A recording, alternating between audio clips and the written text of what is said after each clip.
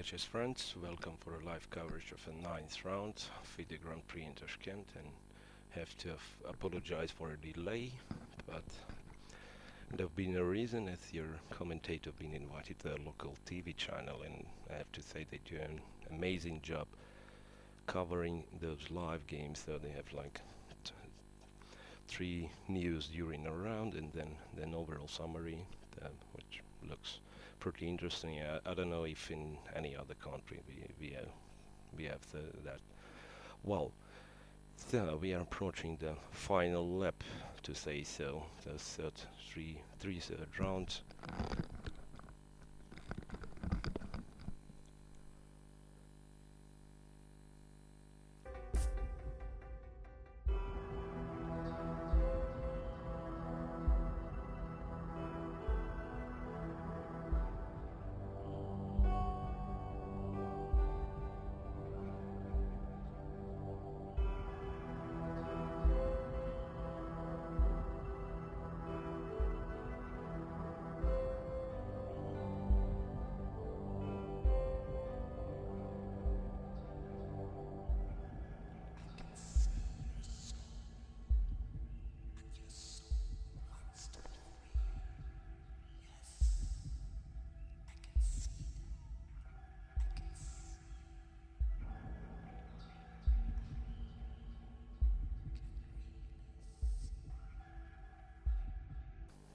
We are at ninth round, and as being said, just the final lap we are approaching with 3 rounds still to go, finishing stage.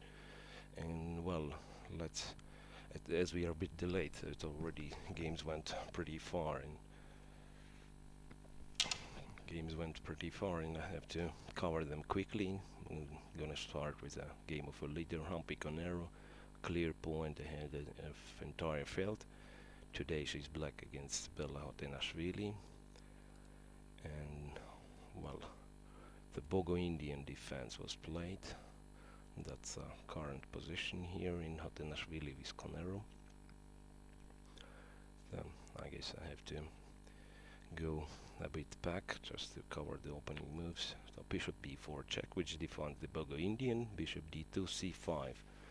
Well, not the most popular move, but honestly, I don't know if there is a certain reason not to play like that. As one of the players playing this with great success is Ukrainian Alex Moisenko, new European champion, and as well Chris Shuk, if I'm not mistaken, was playing a couple of games. So c5, bishop c5, bishop b4, cb4.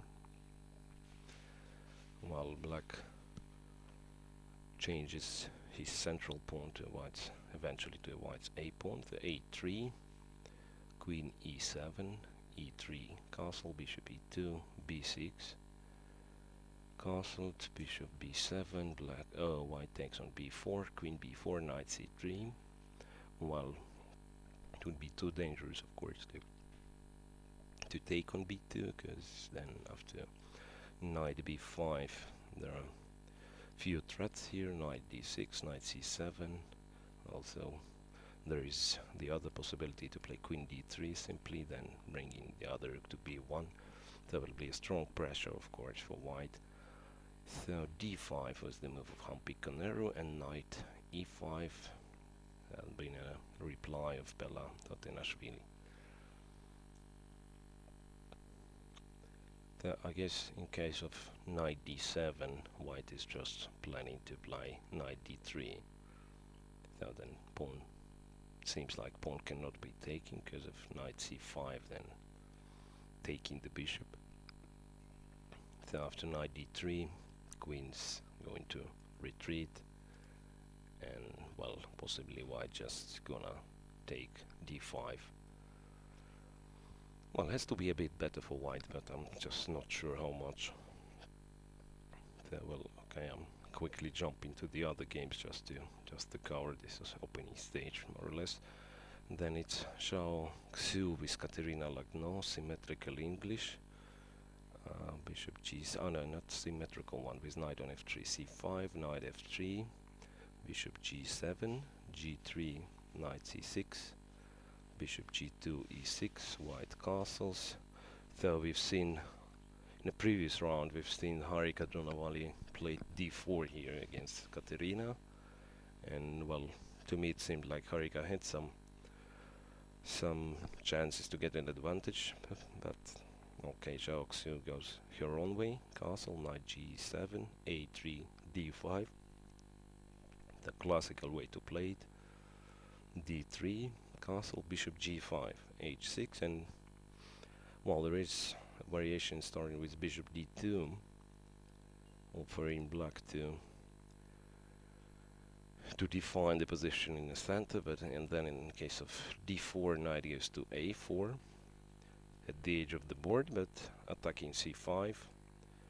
So white attacks c5, and after b6, b4, white gets some initiative on a queen side, and especially somehow this bishop on g7 and d5, d4 doesn't go together well. Well, anyway, white decided to take on d5 here. Intermediate. So, still not sure what could have happened in case of hg5. Well, I mean, after this take, actually black has everything defended. So I'm not quite sure if that wasn't an option. Anyway, black takes with the pawn. White decided to give away the bishop, bishop e7, knight e7, and rook c1. Well, possibly planning b2, b4. So, English opening this particular line, of course, it's connected with some strategical risk. It's well, in fact, white pretends to be black by playing c4 to trying to get Sicilian with extra tempo or something likely, and in this position, let's say after d5, once again it looks like it's actually white who's playing black, playing some Indian defense.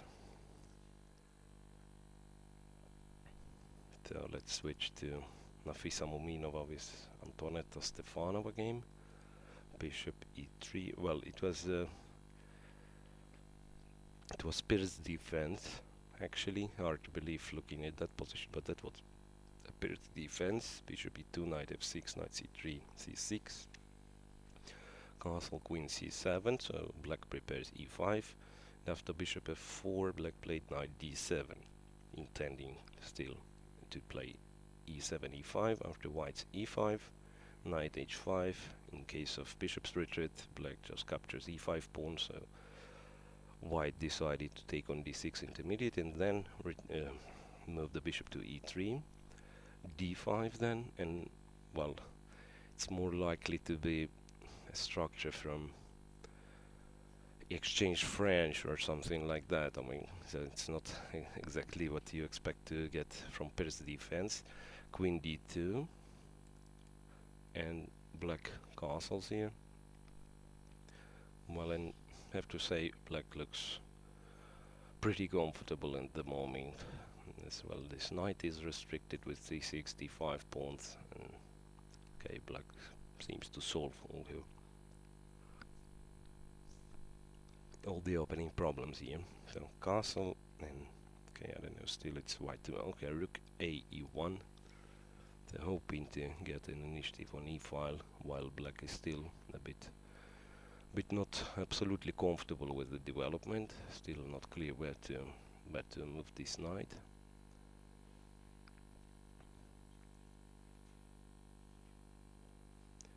Yeah, maybe even knight df6 is possible, though I'm not quite sure where to play it. Knight df6 or even knight b6, because, well, of course it would be nice for black to develop this bishop somewhere. Bishop from c8 and eventually maybe even change it for a knight.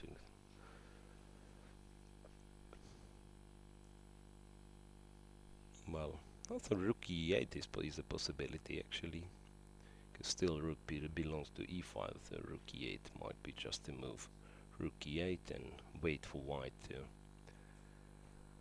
to define what his plan is.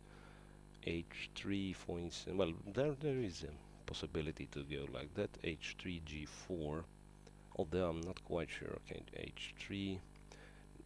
Perhaps black has knight d7. Then in case of g4, even tricky knight g3 is possible, I have to say.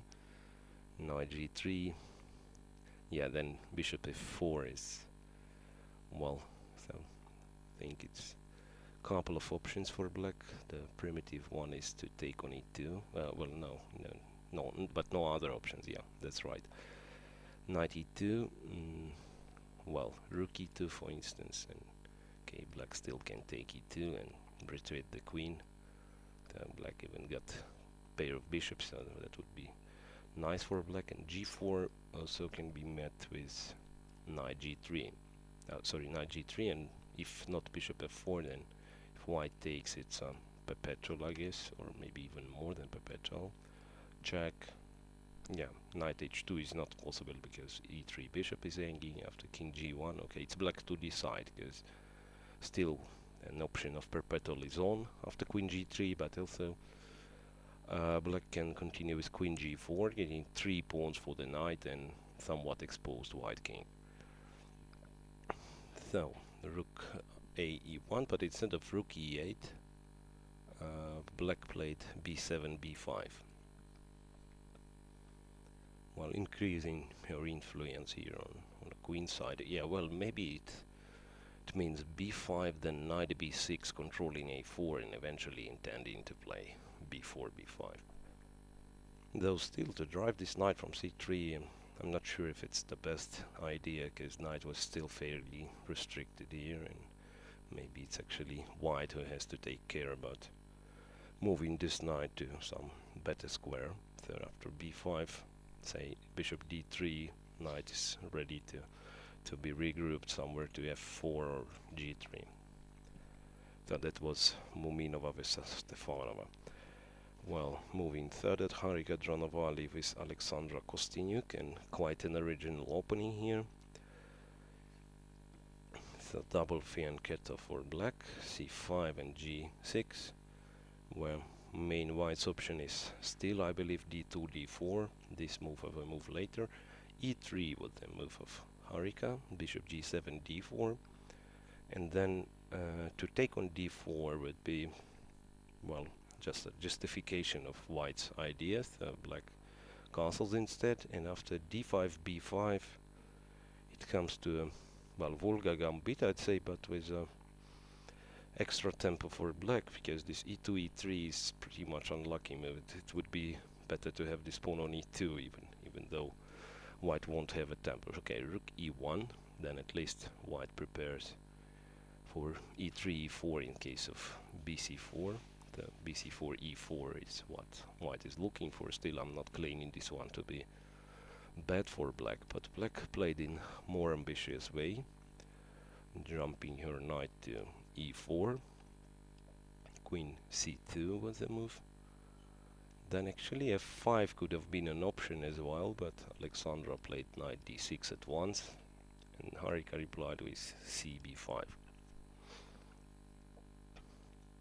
Yeah, that looks definitely interesting. Well, I'm not sure what to do for black, because, well, basically two options are offered: to defend this c pawn or to take d5. So if bishop d5, for instance, queen c5, and, well, even bishop b7 should be a decent compensation for black, because black is going to play a7, a6, then challenge this b5 pawn, and eventually getting a couple of open files against white's a and b pawns. So cb5, then the other option would be, well, not sure how to execute it in a proper way, queen c7 or queen c8. Well, let's say queen c8, for instance. No, I'm reconsidering. So, okay, queen c7, then both b5 and d5 are hanging.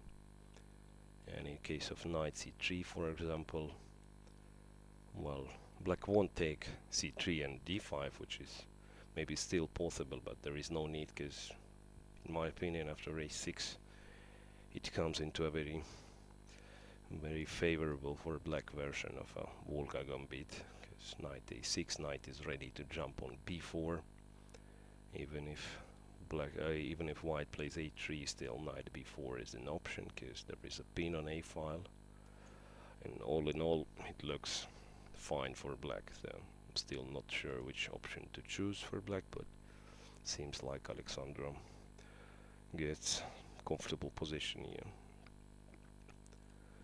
Then we have Olga Gira playing June,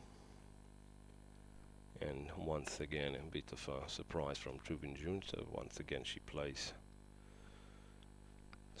Dutch, but a different type of knight c3, e6, g3, bishop b4. And still we don't know which exactly variation June intended to play against Bella Hotenashvili, because Bella deviated from the main lines at a very early stage, d4 f5, and we had knight c3 in this game. Well, and this one it's some sort of hybrid between Nimzo and Dutch. So bishop is developed to b4, and after bishop g2, castle, bishop g2, queen e7. Black is looking for this bishops to be exchanged, and then d6 e5 would be black's idea. That's exactly what happened in the game. So e3, then black willingly takes on c3. Now I'm not sure if it's a good or bad idea, but in this way black assures that it's going to be bishop on c3, not the knight. I mean, in case of d6 for example, then white would play knight e2, and eventually if bishop captures c3, knight's gonna recapture. Then if e5, knight is heading to d5. So that's the reason black takes c3 herself. So takes d6, queen c2, e5. So black has got a couple of those strong pawns in the center, but eventually planning, if I got it right, planning to close one of white's bishops, namely g2 bishop, to close it with e4. So knight e2, c6, building up a huge pawn center here. Castle, e4, b4, bishop e6, bishop b2, knight d7, and rook fc1.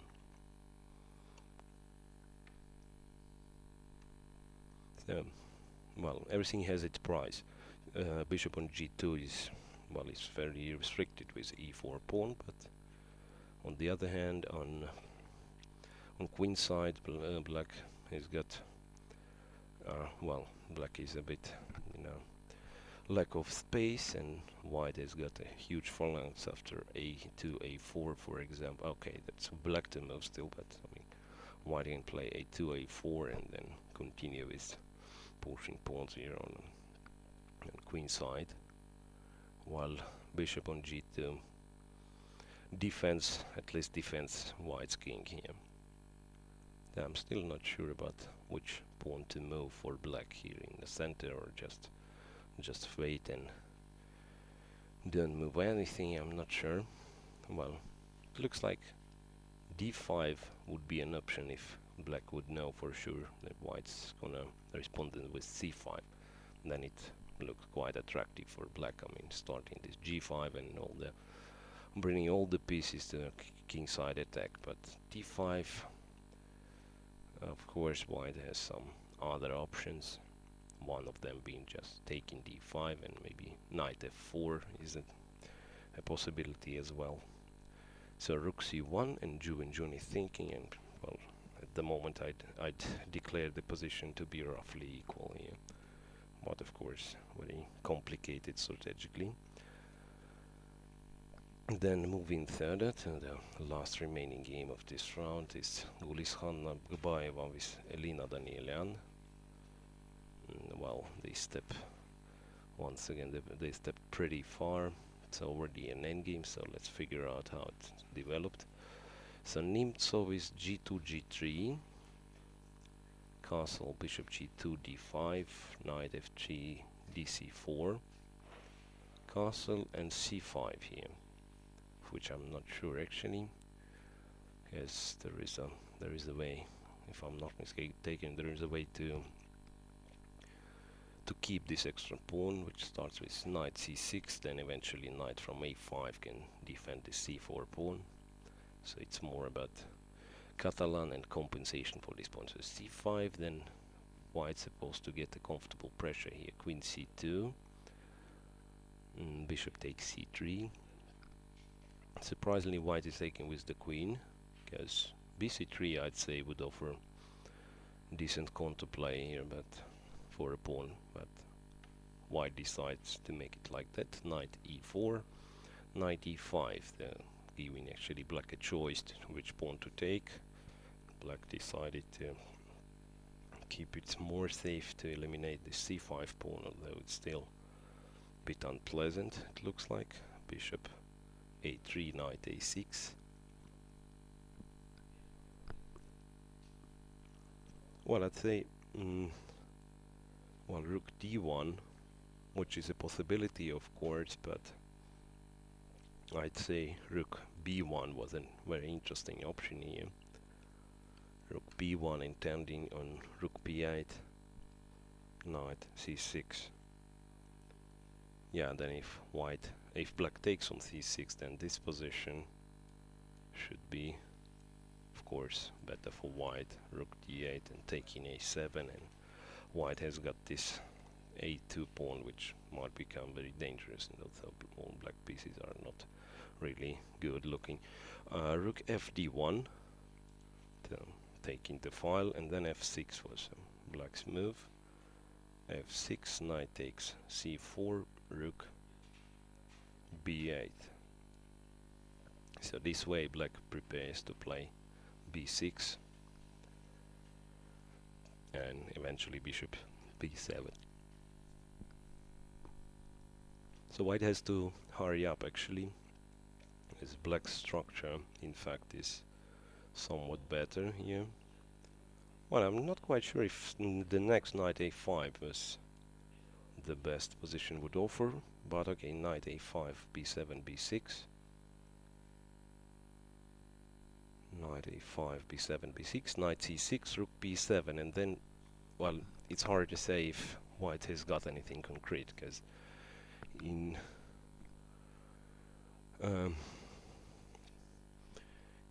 one of the possibilities for black is just to play rook c7, bishop b7, finishing the development, and black eventually may become just better. But of course, position offers some tactical chances here. Well, I'm not sure what's going on here, because I'd say it's very important for white to get this c pawn unblocked, and especially to break over the c5 square, but I don't see the way for white to do so, to be honest. So up to knight b6, though I just thought perhaps white could have tried something else, like knight d6. On the other hand, it allows black to develop with b6, bishop d7 maybe. So it's not clear if white had something better than that. b6, maybe knight b3 could have been played, but still after bishop b7 it's not a lot for white. Well, maybe there is something, maybe there is nothing at all, I mean something like this, but too many pieces are exchanged in this case, and it's probably rook b1 takes, and I don't know if white can make any progress here. It's, well, still somewhat better for white, but it's hard to say if white could have get something out of this. Okay, knight c6, rook b7, and Gulisani thinking. Actually, she spent quite some time here. Rook d1, d2, which is a possibility, of course, but well, just doubling the rooks. Yeah, maybe that should work actually. So it's still not clear if black will manage to, well, rook c7 I expect, and then rook d1, bishop b7. white already has to do something about her knight being on c6. Okay, we shall see. Rook d2, and well, look like black's gonna equalize. Well, coming back to Bella Hotenashvili with Hampi Conero. Knight e5. Hampi decides to take c4 at once. Knight c4. And knight bd7. In fact, black's position is more or less solid here, so I'm not sure if...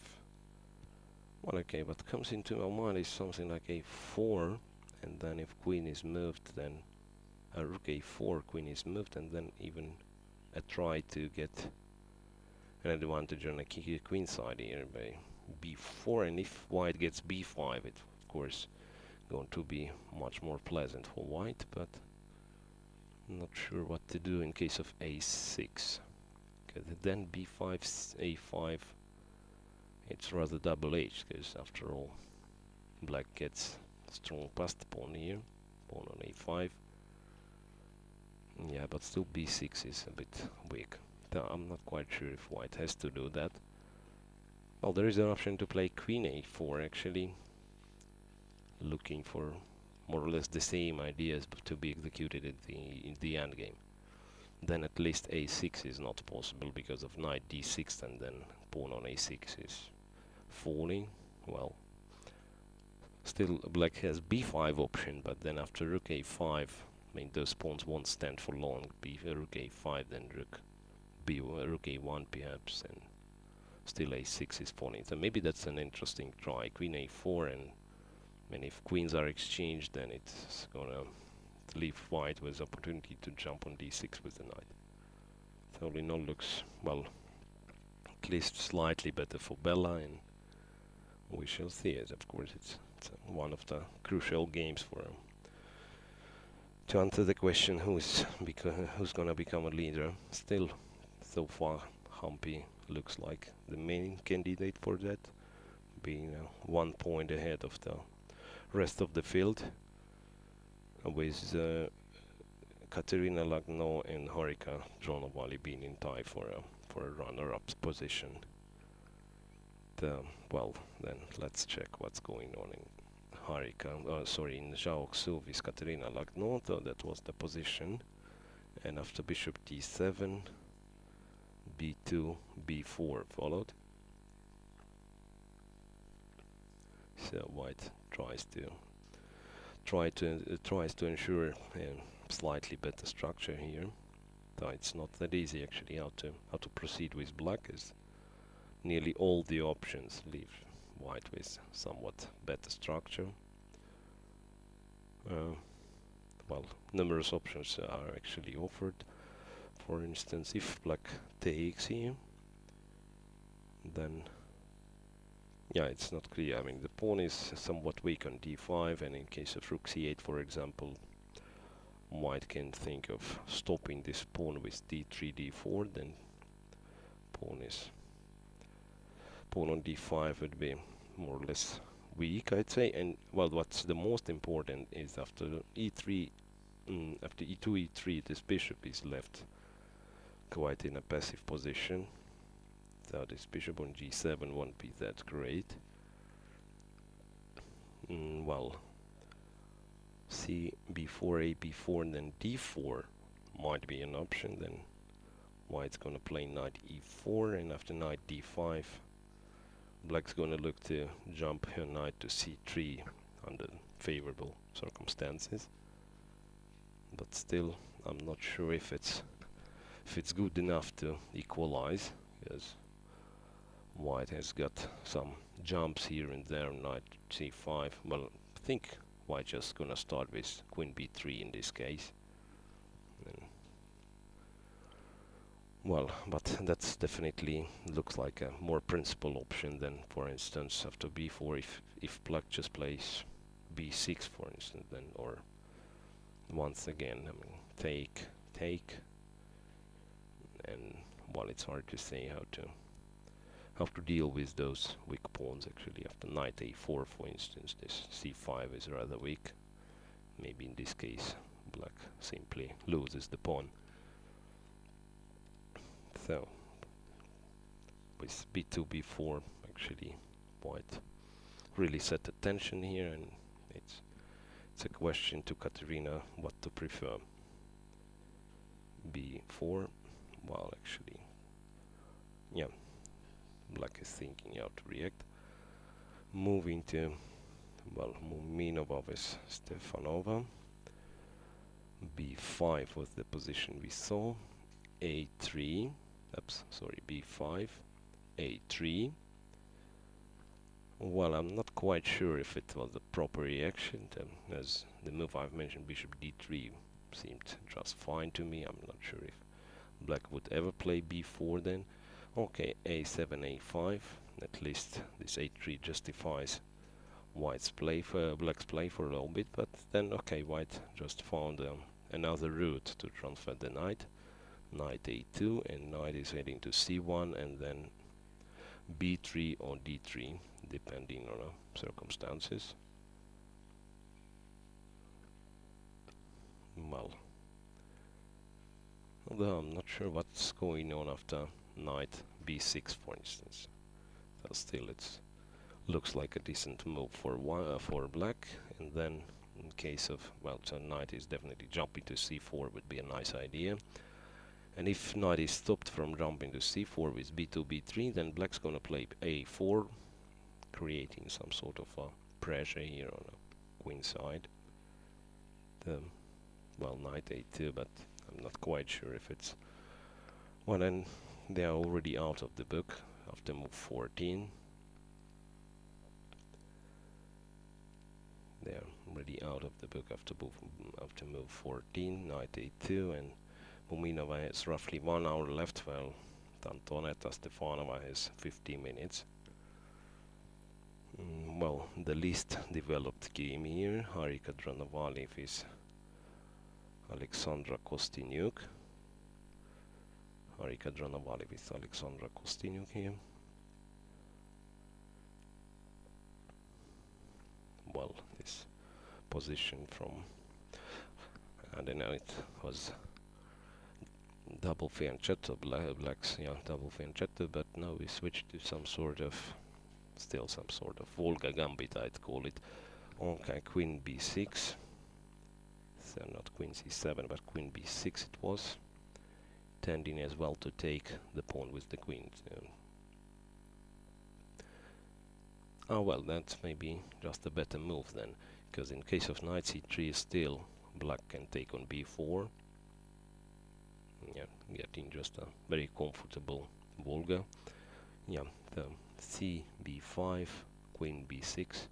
Well, I'm still not sure how to call this one actually, Volga, or, well, I believe it's more common to call it Benko gambit in English speaking society, but well, we used to know it as Volga, so please accept it as it is. Queen b6, and okay, a4 might be the move, of course. Then makes it rather tense here, because white has couple of options, black has couple of options to take on d5 or to play a7, a6. So if black takes d5, then knight c3, bishop moves back, and e4, and well, maybe white will get certain initiative for this one. So probably bishop b5 is not really the best move. Instead, maybe black has to play a7, a6. So challenging this strong pawn on b5, and especially after a4, because after ba6, knight a6, knight will have superb placement here on b4. Yeah, so that would be just brilliant. That would be just brilliant for black. Actually, after queen b6, I'm not sure what to prefer for white. So looks like Alexandra has got quite a comfortable position here. Well, moving further to Zhu Wenjun with Olga Kirat, with Zhu Wenjun being black. Well, no move so far. Rook fc1. Yeah, exactly. That's a stage when the whole position is going to be defined. I'm pretty sure that uh, black needs to spend some time here to define which plan she's looking for. Well, I think I have to say that b7, b5 here would be definitely a mistake, because, well, what white is looking, what black is looking for by b7, b5 is, of course, would be this position where black has uh, all the light squares at his disposal. Eventually, knight is coming to b6. That would be pretty nice for black. This bishop is still stupid, but just compare it if white reacts correctly on b5, which being d5 here, d5, and after cd5, white is gonna take b5. Then white is giving away the squares on d3, b4, but the bishop starts to work. Then those pawns are eventually might become very strong, b5 and so on, and knight is getting superb outpost on d4. Eventually c6 actually. So while still this position, I wouldn't say it's much better for white, but certainly it's not the best positions offering for black here. So I'd say black better should stay out of this. So then it's not that easy to define what to do here in the center, and black normally has to be careful, because even this d5 might be an idea itself. I mean, sometimes just to give away the pawn but open the bishop, open the square for the knight. So black has to be careful of it. So on our screen one more time, Harika Dronovalev is Alexandra Kostyniuk, and Harika was about to make a move, I guess. Well, and she played a2, a4, to my surprise. So then after a6, it's a question what white is looking for, because a5, queen b5 doesn't seem to work. Well, maybe it works actually. Yeah, just thought. Okay, queen b5. Ah, well, there is bishop f1 and rook a4. Ah, well, then it might just mean that Alexander missed something here. That was my intention actually, why to play queen c7 in this position, not queen b6. Because after queen b6, a4, then a6, and well, it turns out that white has very important a5 with the tempo. Of course, if black retreats with the queen, then after b6 it's practically lost with such a white pawns here on a5 and b6. So black is sort of forced to capture, but then after bishop f1 it seems like, oh well, there is still c4, but it turns to be rather tense here. c4, e4, and then okay, this knight still cannot move. The d5 pawn is actually restricting well, half of black's forces, I'd say, because this bishop is still passive on b7, and well, e4, and then eventually knight a3, knight c4. That might turn out to be just practically winning for white. So after a4, it's a question if a6 is available at all, and as we said already, bishop d5 looks, well, at least I'd say it looks suspicious. Actually, e4 at once might be played without even playing knight c3. e4 at once, and but still after bishop b7, for example, white will play knight c3, intending a5 once again, and so e5, knight d5, a lot of options. Well, so I'm not sure if Alexandra didn't miss this idea with a4, a6, a5. This, I believe this one to be the case, of course, because after a6, a5 is definitely a move. Well, so moving further, we've seen Kirov is Chuvin Jun. Actually, well, two more moves followed. Knight b6 was the move of Ju and June, and Olga Gira responded with c4, c5. Well, then it's a question where black knight is to go, because actually two options: knight c4 or knight d5. Knight c4 was the move of Ju and June. Then white is practically forced to take d6, otherwise after d6, d5, black's gonna have, well, very comfortable position. So white is practically forced to take d6. And it wouldn't be much of a surprise if black just gonna take with the knight, not even hunting this bishop on b2, because till that point it looks more like bishop is not such a brilliant piece here on b2. Then eventually black's gonna block the position with knight d5, making further breaks with d4, d5 impossible. And well, with the center being close, black certainly can think of moving g5, f4 later with some kingside intentions. Well, moving once again to Nakpaeva with Daniel length, logically after rook d2, rook c7, rook d1 followed, and Alina is thinking how to move further here. And perhaps there is something against this bishop b7, because Alina is thinking already for quite some time. Though I don't think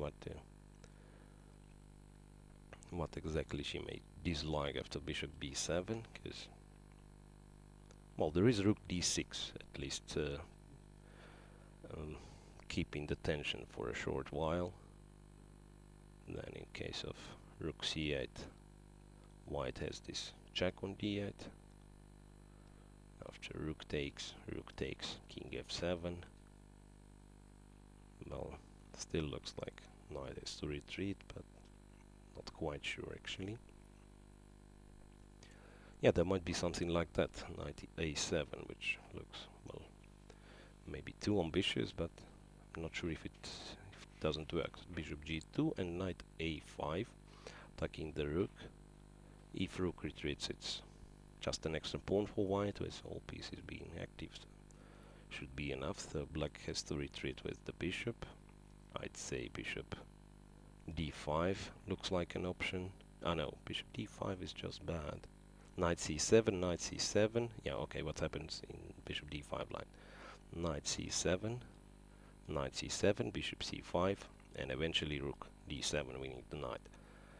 And bishop c6 is no better as well, because knight c7 and, well, I think that's the easiest way to take c5 and to play rook c8. Yeah, so that's a danger of black's position here. So finally we got it. So black has to be a bit careful. Okay, bishop b7, rook d6. I guess we figure out what Gulishan Nakpaeva is planning to do in case of bishop b7. But of course rook c8 is not an obligatory move for black, so black may choose to play something else. Well, despite this one being an endgame, well, queens are exchanged, but maybe still black king is not needed in the center, and it's better to play something like h6, king h7, just to make this knight e7 check idea, for example, to make it go.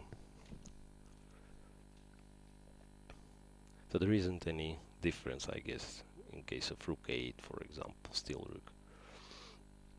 rook d8 seems to win a pawn, because, well, if black takes on d8, it's just exactly the same line we discussed previously, and king f7 loses to rook a8, bishop a8, knight d8. This tricky check wins a piece for white. So rook d1, and we already may state that white has got some pressure here. Well, lately it's going to be we're going to see what's going to happen. Well, by the way, there is another way to develop e6, e5. Black may consider as well developing the bishop to e6 actually, but still probably white's gonna play something like rook d8. And if bishop e6, it's still this possibility is available for white. Rook a8, possibly. Well, with some threats, I mean, bishop a2, knight a7, and knight b5. Yeah, white has some certain threats here. Well, it's not that easy though, but of course white still seem to have better prospects here after rook d1. And well, once again back to Bella Hotenashvili with Hampi Conero, and so in this position Bella eventually preferred to play rook a4, one of the moves we mentioned, and on queen e7 Bella went bishop f3. So changing this, intending to change these bishops.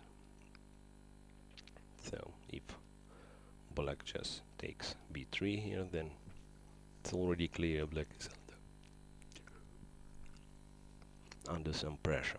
Well, don't know if a6 is, well, actually it's interesting. Okay, a6, and if black manages to play b5 and so on, maybe it's not that bad, but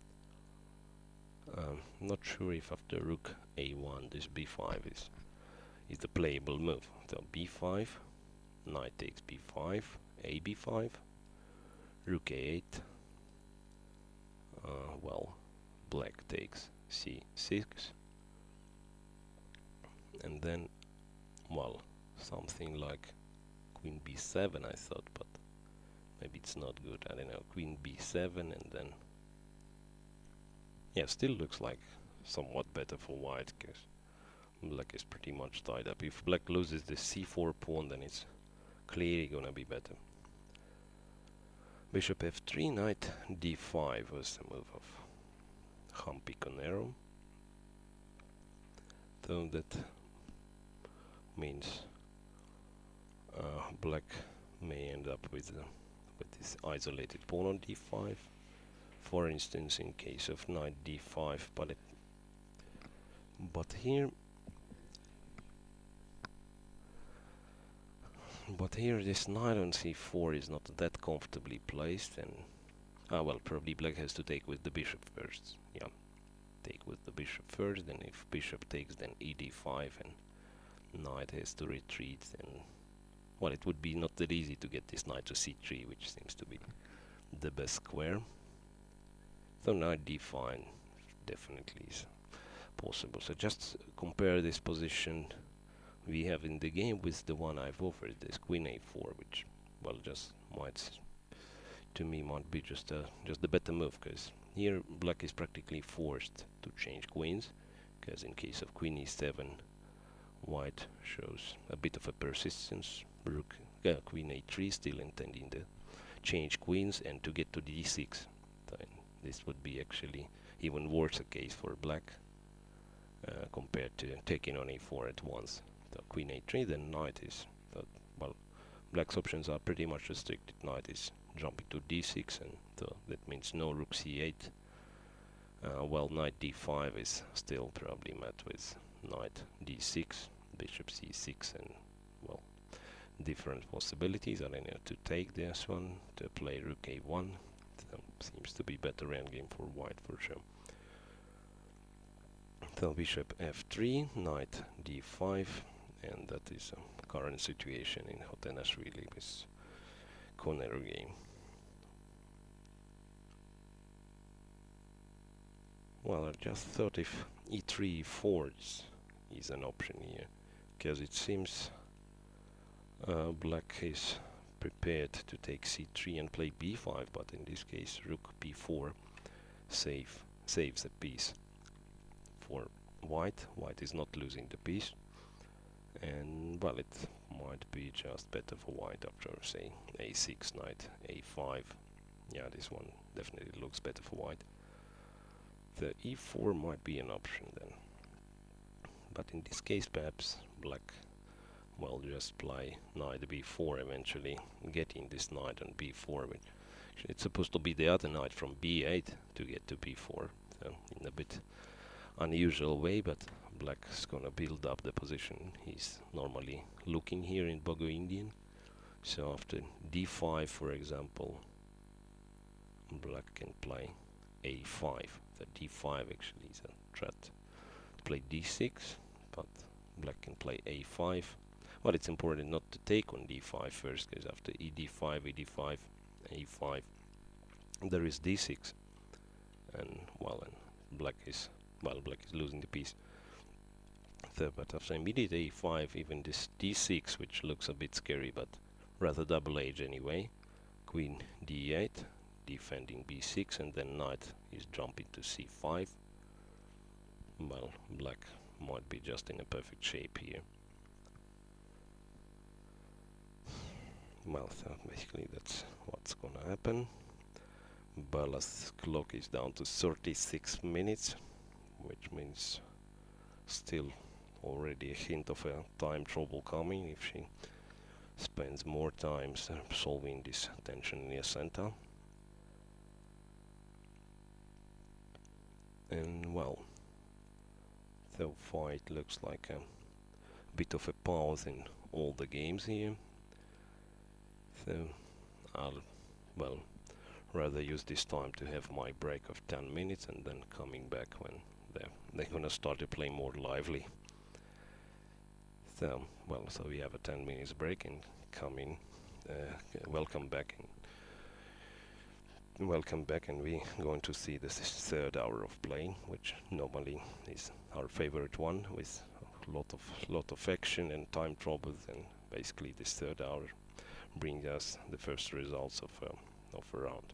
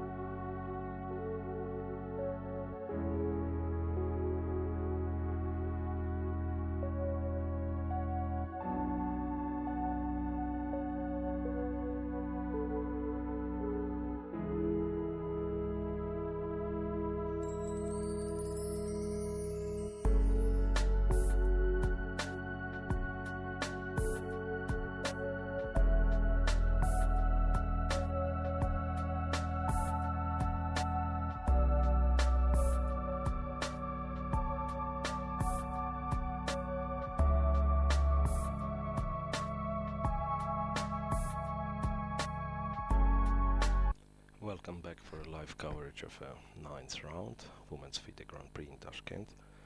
Well, and we returning to our live coverage with the game on which we actually stopped at the previous hour.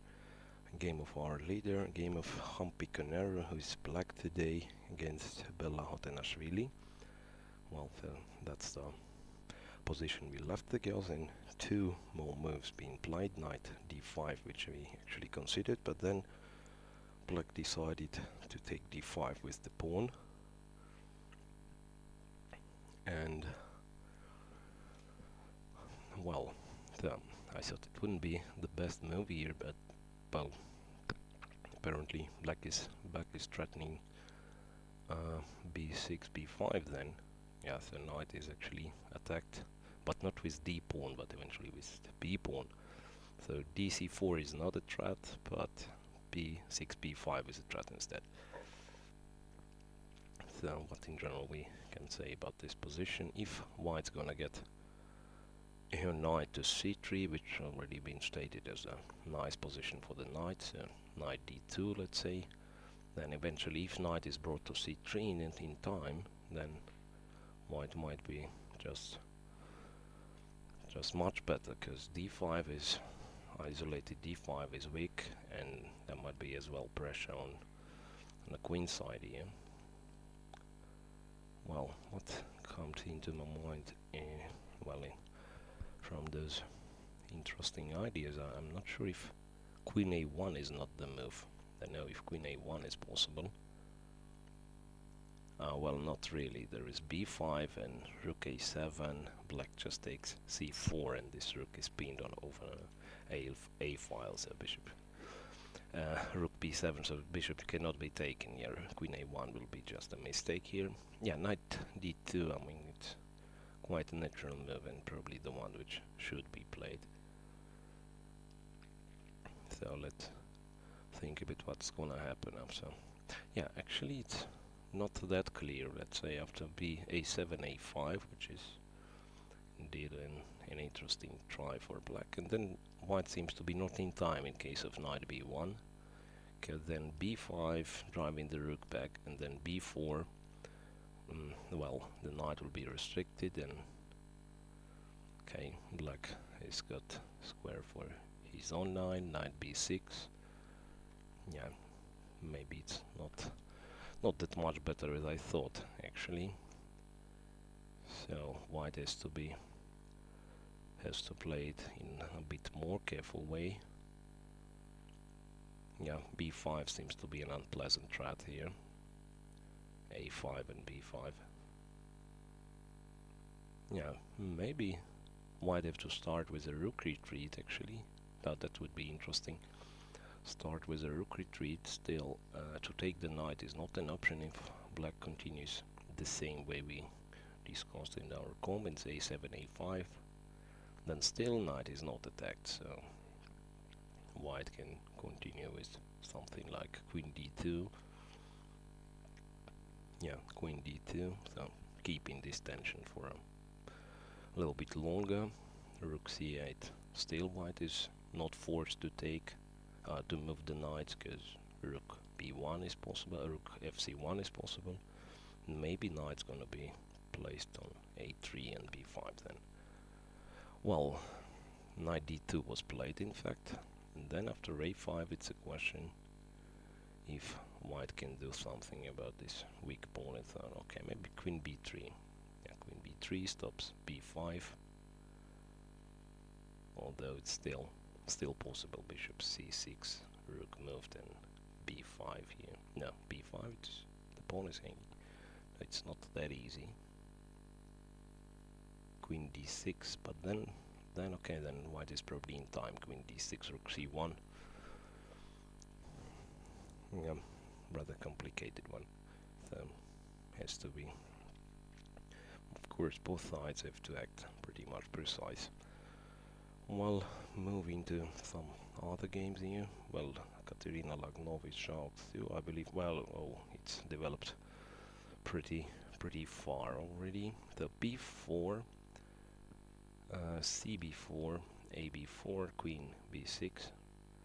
So this was actually missed this one. So queen b3, a7, a5. White captures the central pawn. Knight d5, knight d5, queen d5, bishop c6. White decided to take on a5. Queen takes f2, king f2, bishop d5, and white to move. Well, it developed a bit further. Rook c5, rook c5, yeah, defending on a5, but as well creating some tactical motives for black. Well, if knight is gone, it's always going to be bishop d4. Well, rook c5, rook f e8, and rook b1. Well, white still has some pressure here, I have to say. So it's not so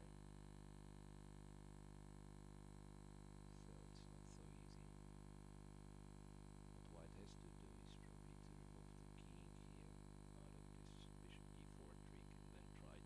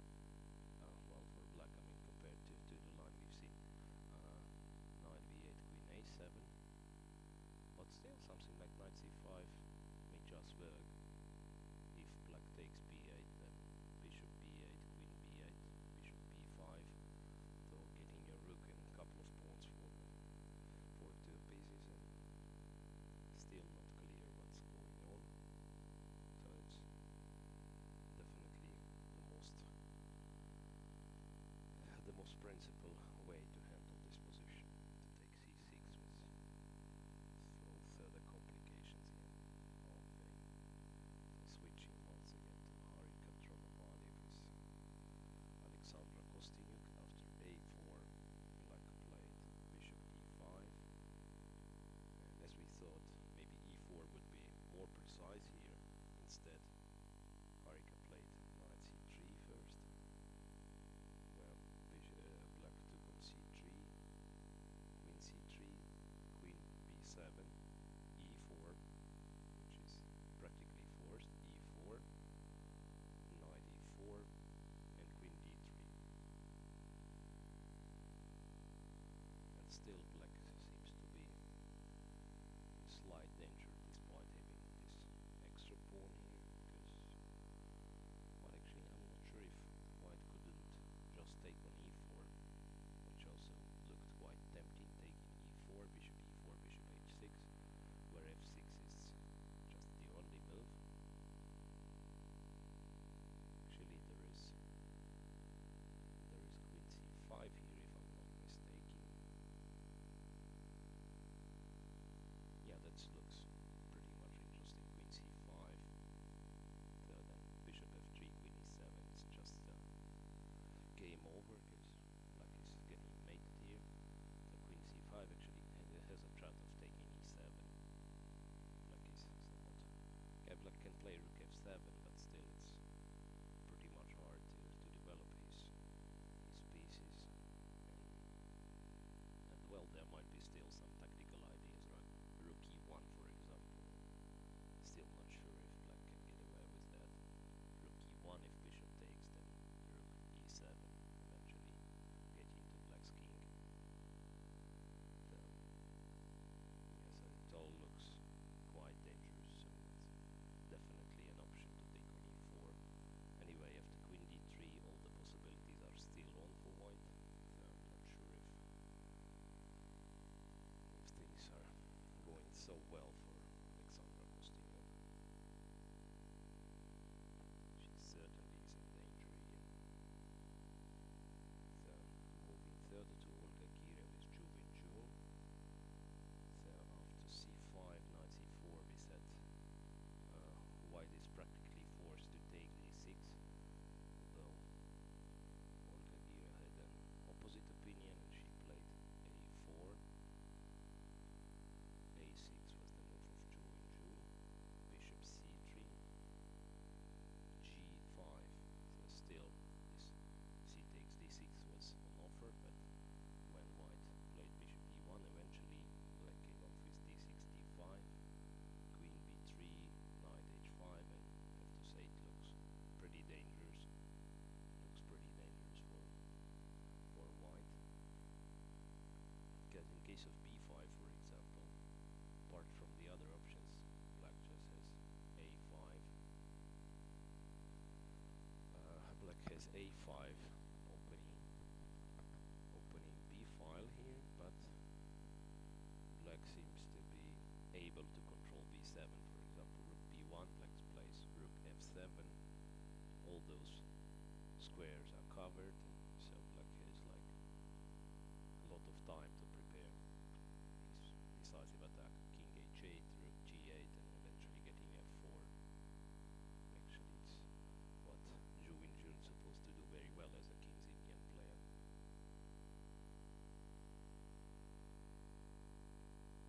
Well, once again, moving third, Gulishan Nakbayeva with Elena Danielan.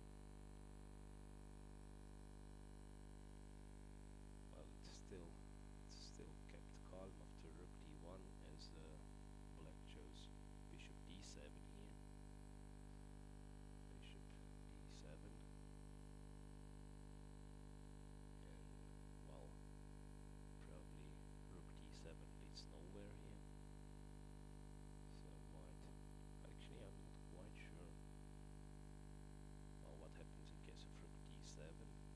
That's a question now, because if black takes with the rook, then at least it's an extra pawn for white. Okay, maybe nothing special as those pawns are blocked here, but well, at the moment it's an extra pawn, and well, white could have tried it a bit. And after rook d7, knight takes d7, then okay, bishop f8 seems to lead nowhere, but there might be some other moves. Even bishop f8 shouldn't be completely discarded. So bishop f8, king f8, and something with knight d4, attacking e6.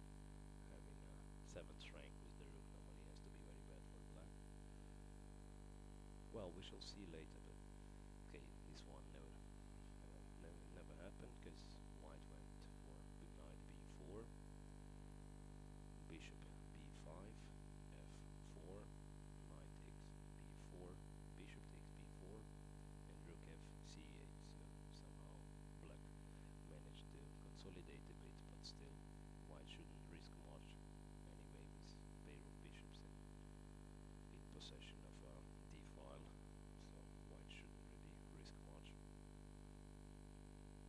So moving further to the next game of far round. Well, so we've been here already. That's Conero with Bella Hotenashvili with Hampi Conero, knight d2, and I still cannot guess the correct moves here, because b5 actually was a move of Hampi, well, which looked much less clear to me, because white has rook a5 option here.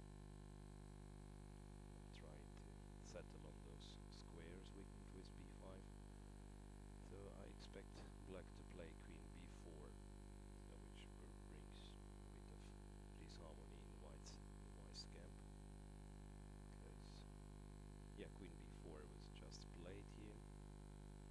But if rook retreats, then black will get his a5 and will be just comfortable, so white is practically forced to play knight b3.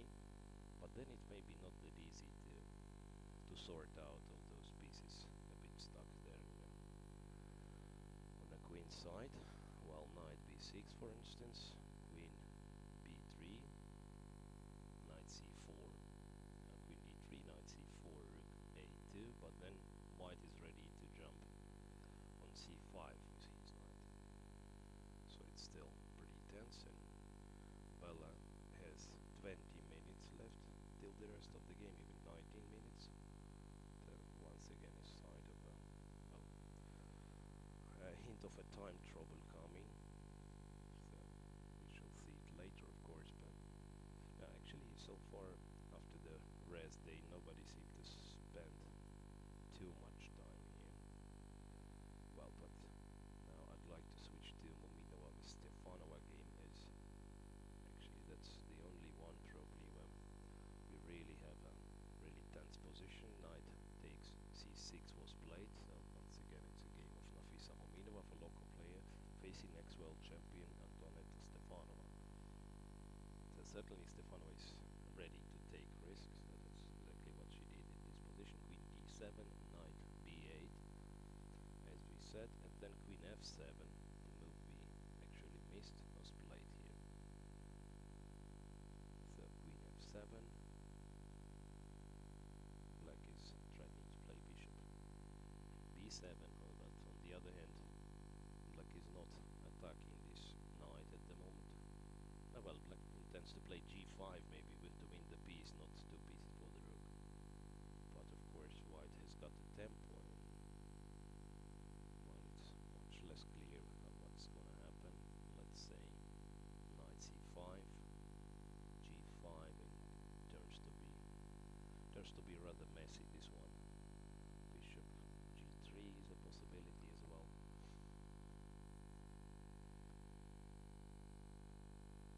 Or knight e4 first. Yeah, in case of knight e4, I'm not sure if black is okay. Maybe knight e4, de4, bishop g3. Yeah, black certainly has some compensation. f5 maybe. No, f5 planters the pawn. No, it's a bit of too much. But bishop b7, for example.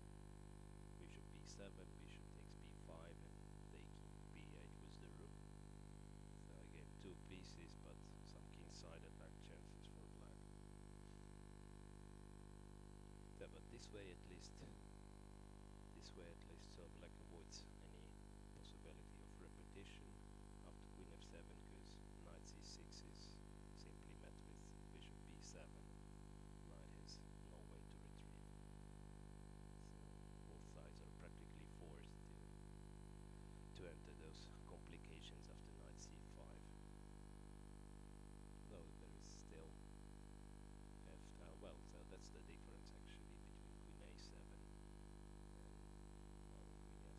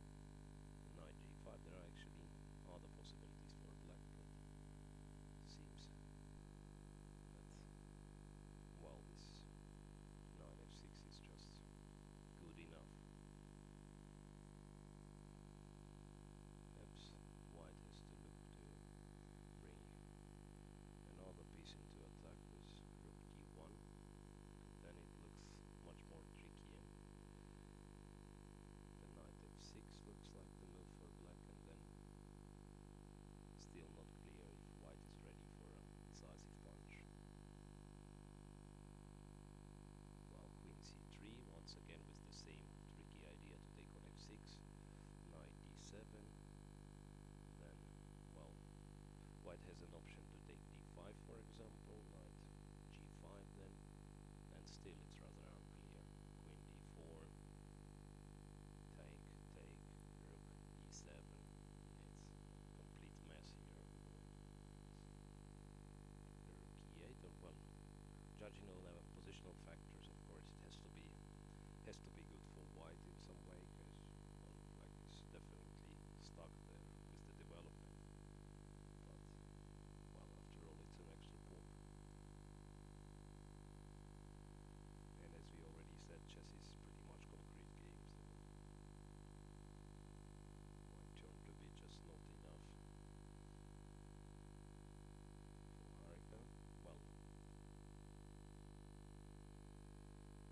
Well, let's check once again what's going on in Chaozu with Katerina Lagno. So rook c b5 we've seen, bishop c6, and then here follows a very surprising move, but well, after some consideration, I have to say it looks very strong. Knight e5, so an exchange sacrifice, and well, looks like black is practically forced to accept this one. Bishop b5, because well, after bishop g2, king g2, it's just an extra pawn for white, and eventually it's going to be second one, as white seems to capture b7 by force. Well, so black is forced to take b5, rook b5, and then bishop g2, g2 takes b7 is really an unpleasant threat. Yeah, it becomes pretty tough for Katerina. Probably she missed this knight e5 as I did in the previous comments on knight e5. So we've been discussing this rook 5 b3, after which black seemed to have enough chances, but after knight e5, unless there is something strong for black,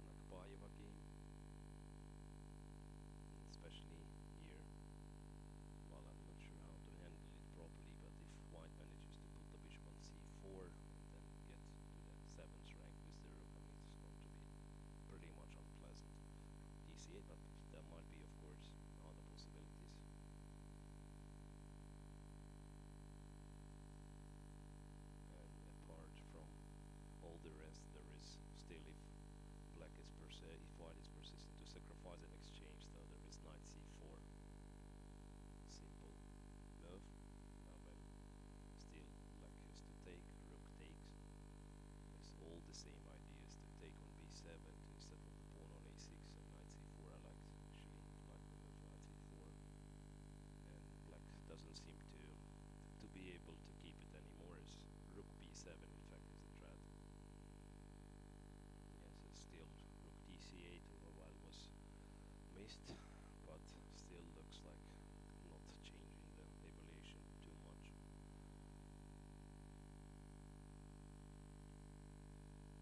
Well, yeah, even the simplest, let's say, taking c6, bc6, rook b7, rook a5, and here knight c4 should be still better for white. Eventually getting both rooks to the 7th file will be quite unpleasant, but maybe it's the best black can get here out of this position, and for sure I'd say knight c4 looks stronger. And it's not that hard to find actually, as if white already spotted the idea of exchange sacrifice, then knight c4 seems to be the logical follow-up.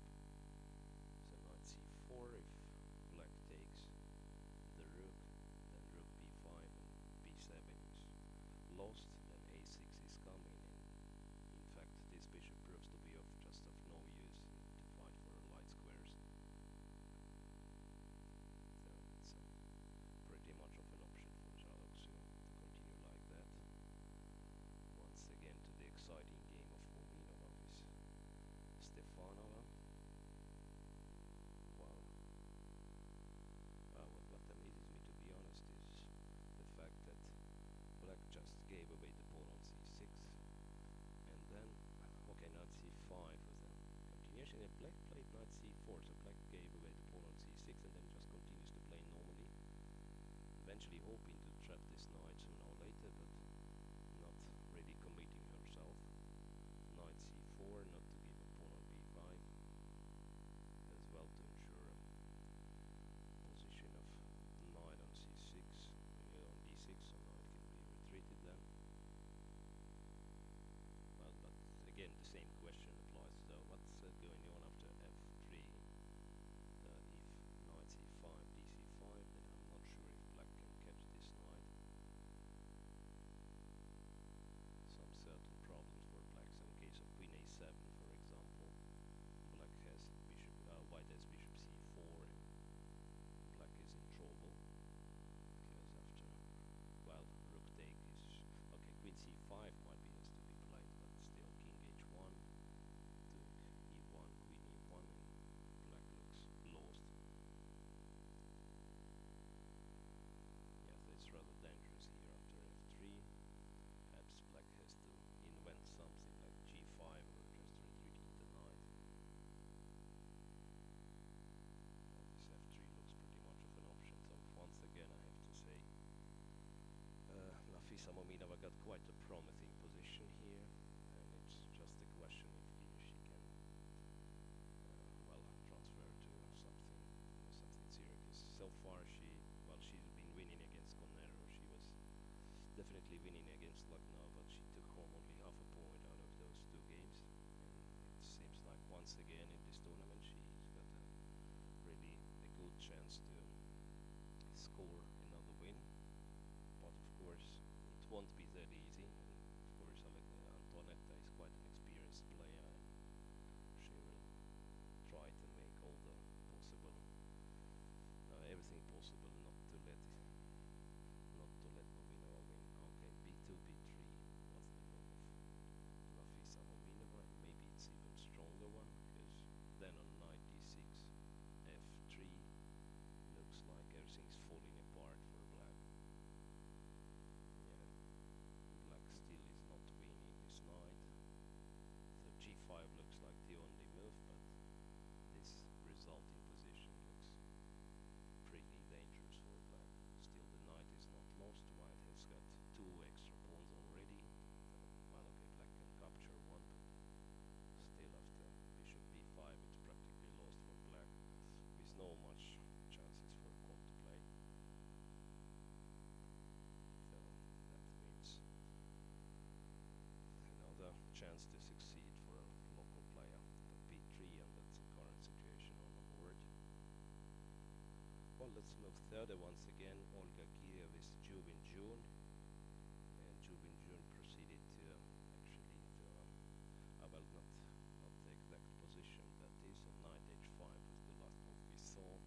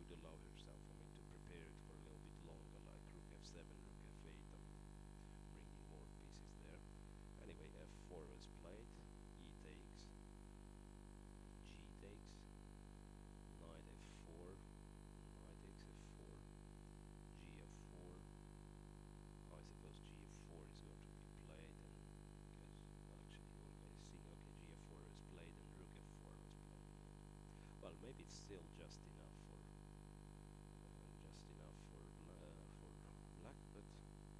I'm actually starting to spot some tricky ideas. Let's say if we give a check on g3, king h8 looks just logical, but then white has bishop c3, for example, and black always have to think about queen c4 and d5, so it's not that easy for black.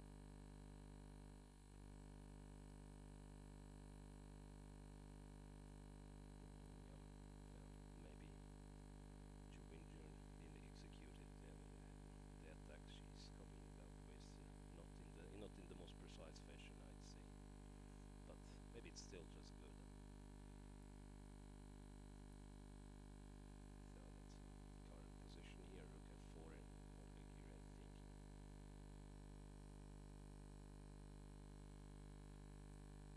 Well, rook c4 doesn't work as dc4, queen g3, black has rook g4. So, but still, I mean, some tactical ideas are of white as well. Now rook g3 has to be played anyway. King goes, and then white may think of creating some chances here. Well, bishop c3 actually looks rather tricky. I'm not sure if after rook f8 this queen c4 is exactly working, or white. Maybe white has to play rook f1, but still it might be the case. I mean, this queen c4 and d5 break. So certainly some tactical ideas are created there. Rook g3 was just played, but we don't wait Ju to make move immediately, because she seems to be out of the playing hall for a second. So let's move further then. Gulishan Lakpaev on this Alina Danielian one more time, much more. The position is much quieter actually. So that's what we've seen for the last time. Rook fc8. White started with getting more space on the king side. g4, bishop a4. Then white has to choose if she wants to keep the d-file, then she's practically forced to change a couple of rooks. Rook d6, rook takes c8, and rook d4. Bishop b5, c4, which is, well, double-edged decision, I'd like to say. Bishop e8 and f5. Well, actually, white is acting in a very principled manner here. Just I'm not quite sure if after e5 white has enough resources to break through there.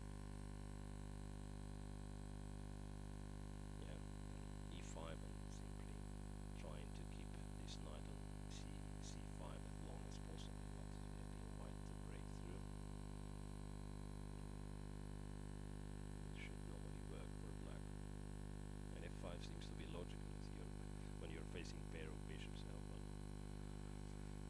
the best you can do is try to keep the position close and, well, to have nice outposts for your pieces. That's exactly what c5 square is for black.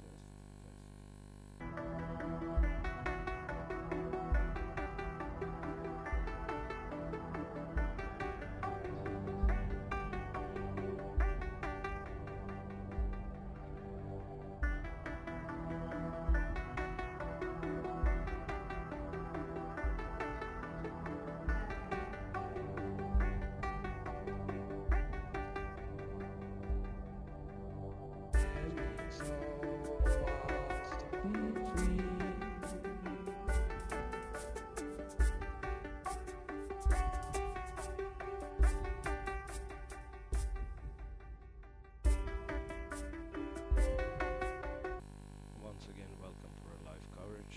Well, I feel like we have some problems with the sound, but okay, it's not something we are responsible for, and well, we have to continue.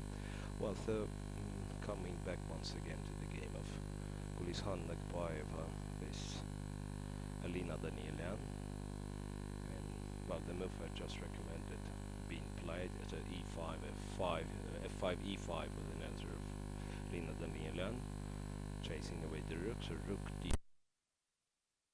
d7, and Gulishan played rook d3, using the fact the knight is pinned, the rook d3. Well, still hard to say if white is any better in this situation. Well, perhaps rook a3, rook d3, so I mean it's still hard to say what's the point of rook d3, because rook a3 doesn't seem to be really an idea. So black just can continue bishop f7 and case of bishop d5. I don't know if white can break through even after take, king in d8. I'm pinning the knight, and knight is jumping.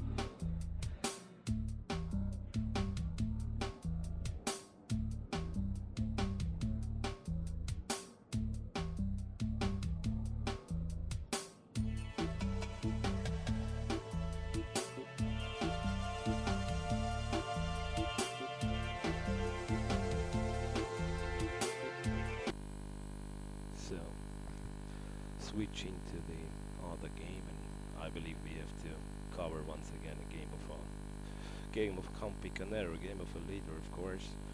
So, what's going on here? Knight b3. Well, it's actually progressed much further. So, knight b3, a4, knight c1. We mentioned this possibility, and queen a5. So, queen a5, intending to play b4, queen a5. Knight d3, b4, queen d2, b3, queen takes a5, rook takes a5, and rook a3. So, well, once again, quite a complex position that is.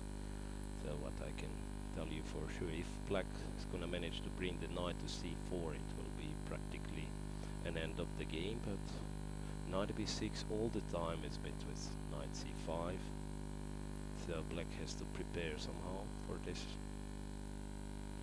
Well, and perhaps rook a8 could be the move, but in this case white has bishop g4 and knight b6 is once again answered with knight c5.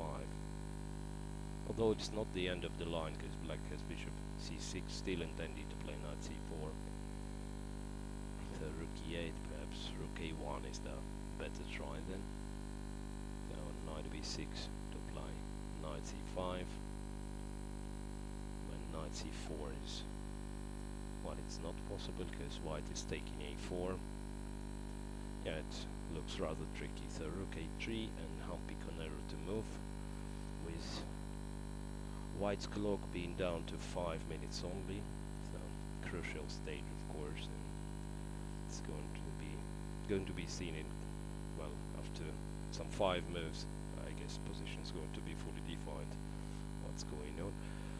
Well, an exciting game of Muminova with Stefanova. Progressed a bit further, so b3, knight takes c5, dc5, yeah, so knight e5, the knight is trapped here,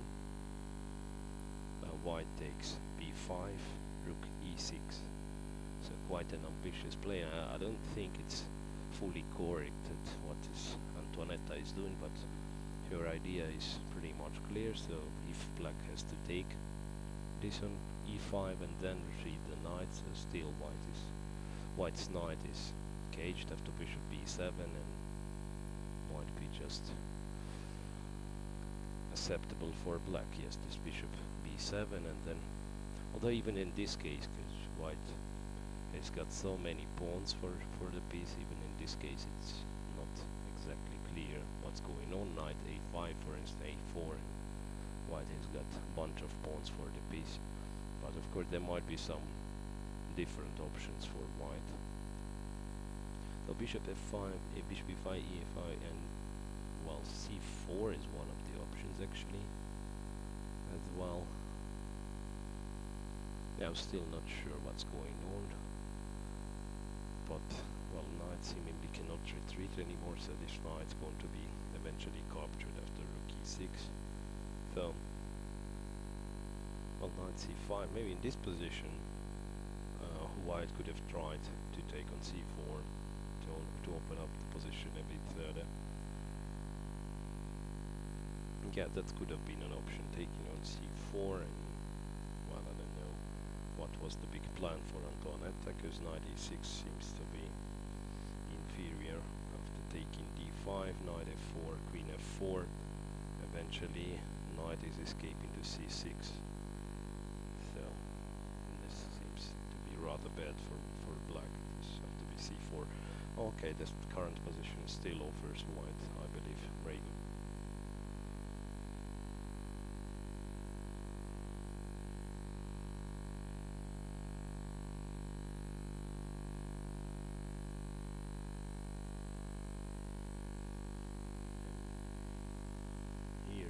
Has to be something for white, but it's hard to say really if there is something. I mean, okay, knight a5, rook a5, a4 indeed offers some compensation, but still remains quite unclear.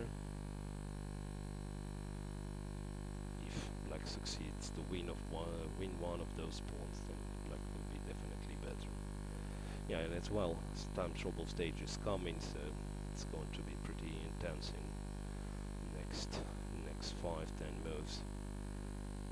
Moving to the other game, Harika Dronavali is Alexandra Kostyniuk, and Harika couldn't get something out of her promising attacking position after rook e8, rook a d1, knight f6. White played a6, a5, a4, a5, knight d7, a6, queen b6, and only then white played queen c3, so the move which we actually recommended to be played before a5, a6 maneuver. So queen c3, attacking d5 bishop. So bishop takes queen c3, e6. I thought it was like that. e6, bishop h3, then white, black captured f3, queen f3 and d5. So an extra pawn for black as well. b5 seems to be hanging. And well, white is in a desperate search for a counterplay, because white didn't manage to create any threats against the king. It's going to be just lost for him, because at the moment black's king seems to be just safe. You know, g4 or something like that would be an idea. g4, g5, but again quite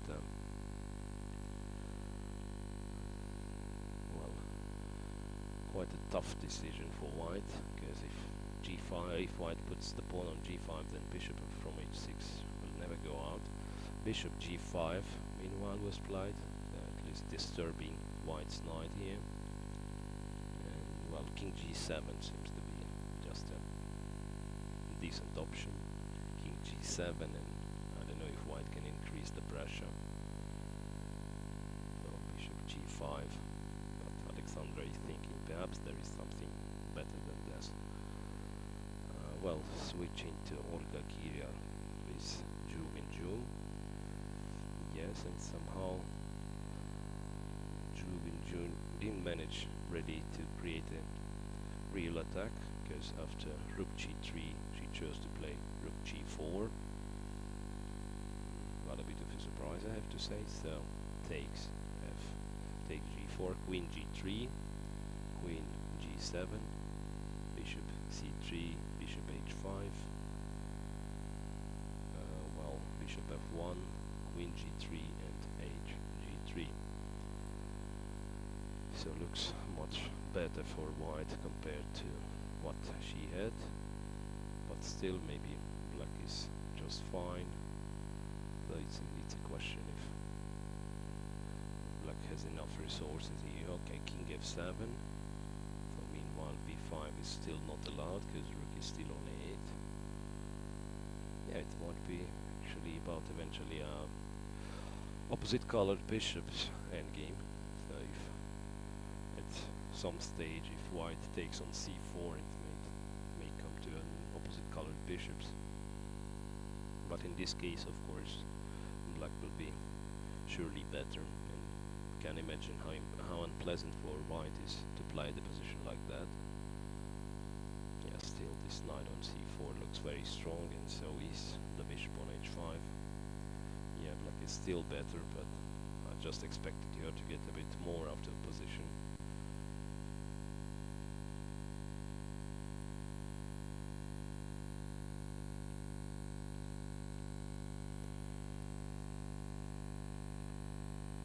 Once again, Gulishan Nagbayeva with Elina Danielian.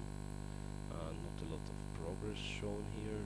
Well, we've seen rook d3, rook c7 was the move of Danielian, king f2.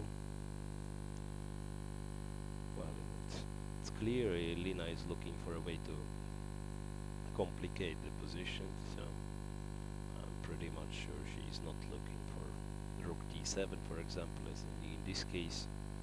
It's more or less easy for white to get to get the draw. So I feel like white is not playing for an advantage anymore after king f2. Black is perfectly solid, but white's pair of bishops probably secures him even chances here. Once again, Bella Hotenashvili with Hampi Conero, and well, after rook a3, Hampi seems Hampi found a nice resource here. Bishop a6, bishop a6, and then after rook d1, looks after rook d1, bishop takes, rook takes. Nothing can prevent black's knight from jumping to c4. Yeah, even it's possible immediately to play knight b6, and in case of rook b3, knight c4, knight c4 indeed. It's actually a double attack, attacking both rooks, rook on a3 and rook on b3. Because knight defends a5 rook and pawn on a4 is not pinned anymore. So it seems like after, yeah, actually Bella keeps thinking, but I don't know if there are any other options after bishop a6. Bishop e2 is a possibility, of course, but then knight is pinned and black can play knight b3, once again arriving to c4. Yeah, this looks rather bad for Bella. So bishop a6, and especially having 2 minutes till the rest of the game. I'm not sure if she's going to save this one. Well, the game we missed for quite some time. Zhao Xu with Katerina Lagno, knight e5, rook dc8. d4 was the move of Zhao Xu, so d4. Once again, she's ready to sacrifice an exchange. Bishop g7. Eventually white took on c6 and played rook c5.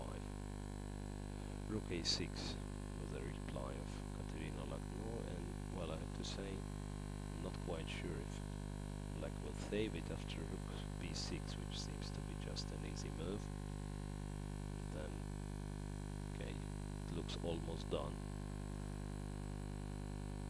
Yeah, I'd say take, then c6 is hanging in case of bishop e5. It has to be enough just to take it with the pawn.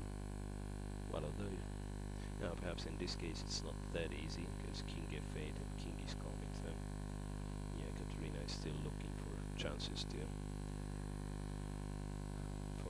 to escape, but rook b6 of course is not forced, so white just can play e2, e3,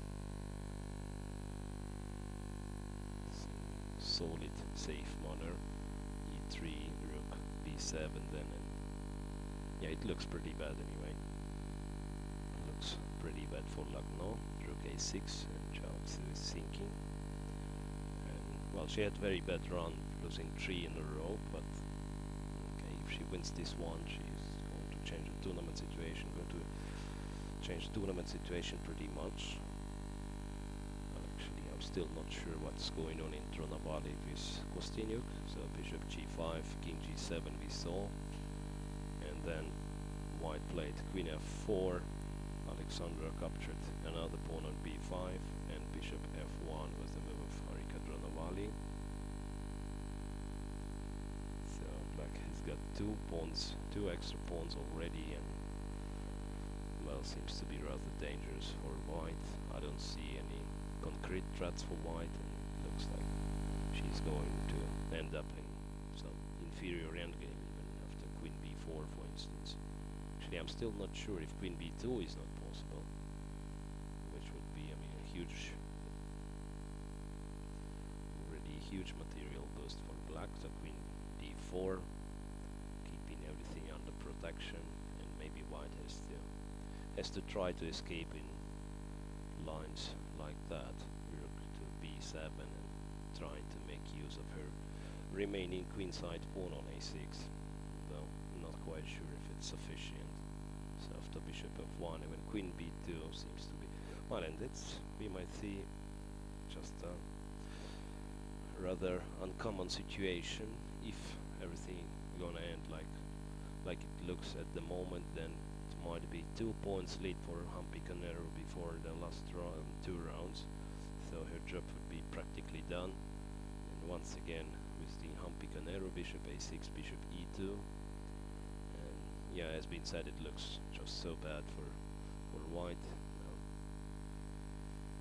rook c8, knight b6 has so many options. Okay, I'd say knight b6 is quite tempting. Again, in case of rook a1, yeah, maybe this in this position, maybe it's not that simple. Yeah, rook a1 and rook b3 is the threat, so maybe it's not that easy. Yeah, because now if black takes this one, yeah, knight c4. White seems like white can take c4, then not taking a4 because, well, it seems, yeah, rook a4, then loses after c3 using the back rank motifs, c3 bc3 b2 rook p4 and rook a1. So black is winning. Yes, but after dc4, white can play rook c1 instead. Rook c8, rook c3. On all of those pawns are safely blocked, and it might be actually white who is better.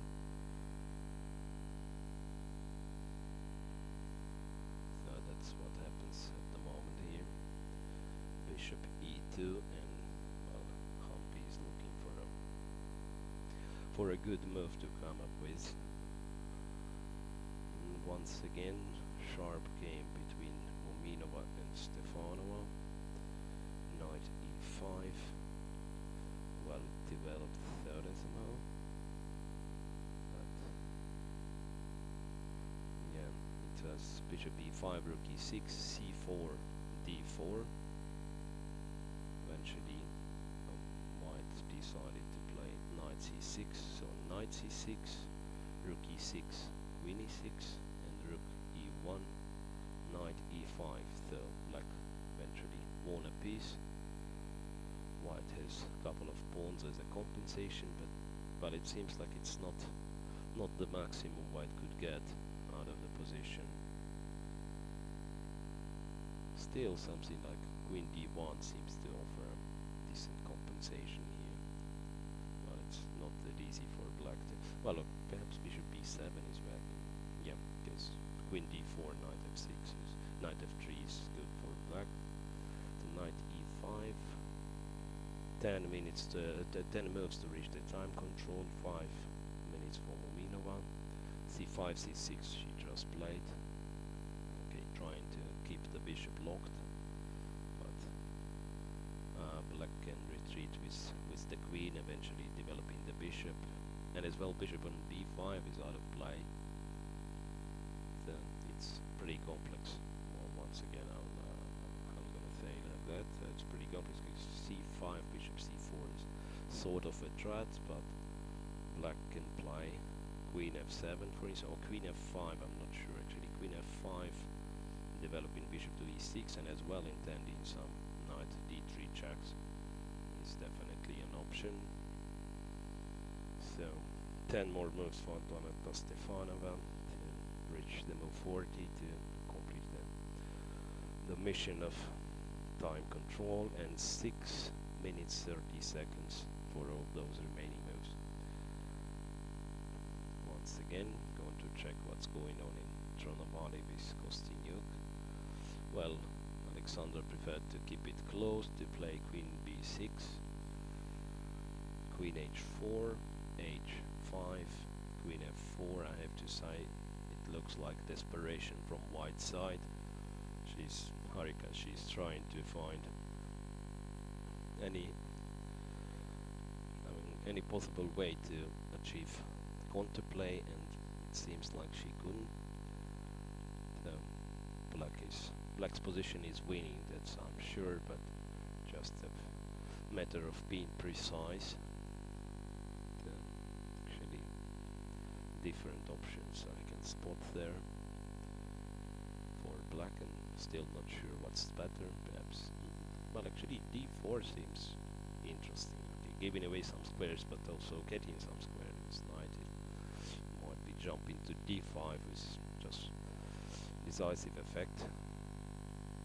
And actually, it's Harika who has less time in this position, so I'd say the game is close to be over, and I don't wait for them to overstep the time trouble stage. Then Zhao Xu with Katerina Lagno, and after knight f3, bishop c8, bishop f8, then Zhao Xu comes up with another exchange sacrifice, rook b6. So black has to take on b6, and then it looks like black cannot take on c5, because then knight is coming to d4 and takes c6, so that's the trick that Xiaoxu intended to play, and in case of king e8 or king e7, not important, then white simply takes c6. So after rook b6, I'd say that once again Lagno is much of a trouble. But it's still possible to move the rook here, and if white takes c6, then well, even a5 cannot be taken, so rook c6, rook c6, rook a5, and still some chances to escape, but rather unpleasant position, because knight versus bishop, and this d pawn is already passed pawn. Yeah, but definitely it's better than to accept exchange sacrifice, and probably that's the way to play for black. Anyway, bishop f8, queen, rook b6, and it seems, well, black is really in a trouble here. Well, but I don't know if you noticed, but after the FIDE, on all the boards we having quite battles today, and nothing is finished after already almost 3.5 hours of play, and nothing is finished, and everywhere time trouble is approaching. So I switched once again to Kulishan Nakbayeva with Elina Danielian, probably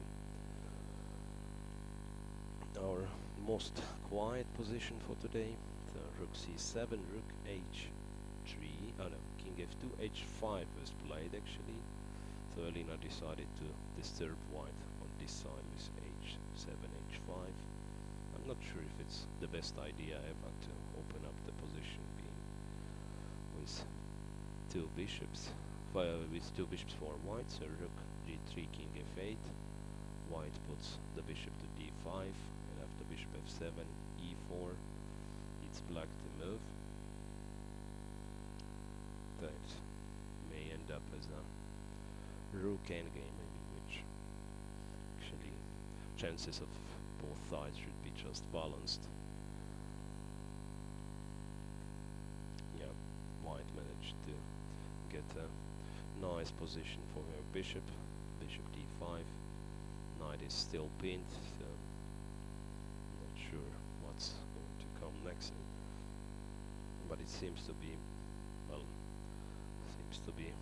more or less balanced, this position. Well, once again on our screen, probably one of the games to finish first. Harika Dronovali with Alexandra Kostyniuk. So queen f4, e5, and I don't know what for, but Harika decided to take on f6 after queen f6. White played queen c1. Yeah, maybe this way white is winning one of those sacrificed pawns back, but how about the position? So I'm still not sure if white can manage after queen d6, I mean, to win one of those pawns back. Then bishop g2, knight b6, and black keeps everything defended with such a huge pawn center. Seems just no chance for black whatsoever. So after e5, well, already it looked quite bad, but to give away the bishop pair was maybe the last mistake here in this game. So queen c6 in fact was played, even avoiding a pin from b5, queen c6. Yeah, I have to say it looks winning for Alexandra Kostyniuk after having such a suspicious position in the opening, but she then overplayed Harika, and now it looks completely winning for her.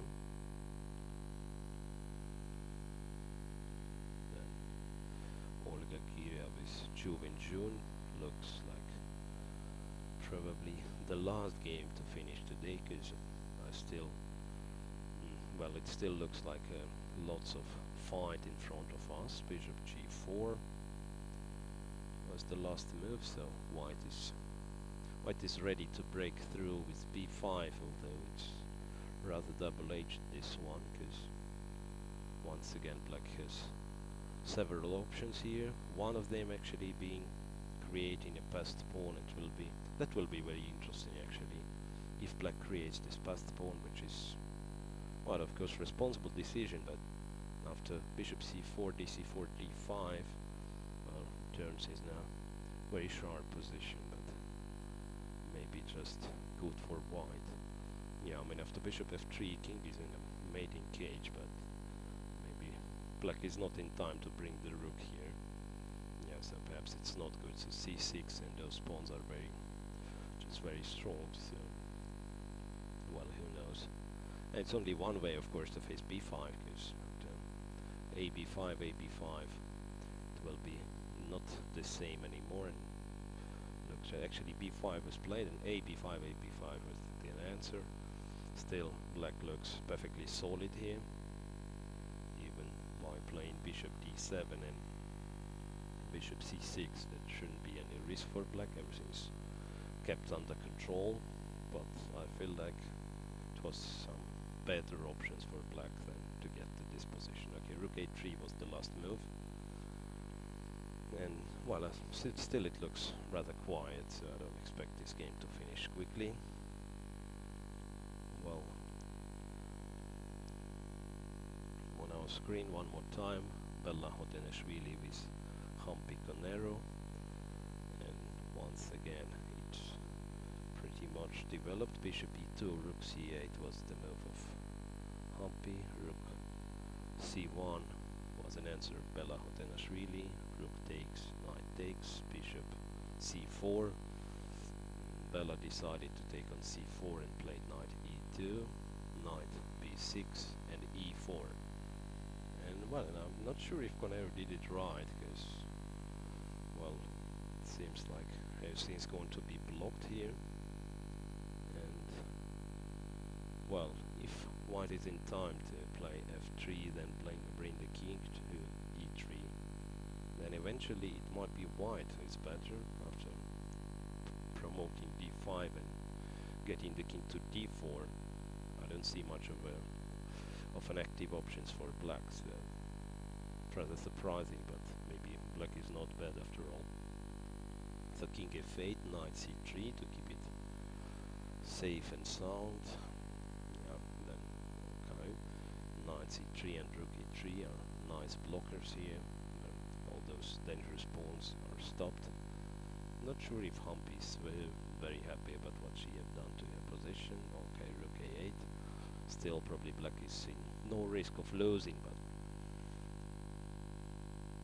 yeah, still not clear if she handled the position in the best way. Well, once again I'm switching to some other game, and Zhao Xu with Katerina Lagno turns to be not over yet. So after rook b6, rook c8 actually was played, rook c6, rook a5, so black preferred to keep both rooks here, rook b7, rook a2, so black is looking for a counterplay here, rook c b6, so this way white tries to change pair of rooks, rook e8,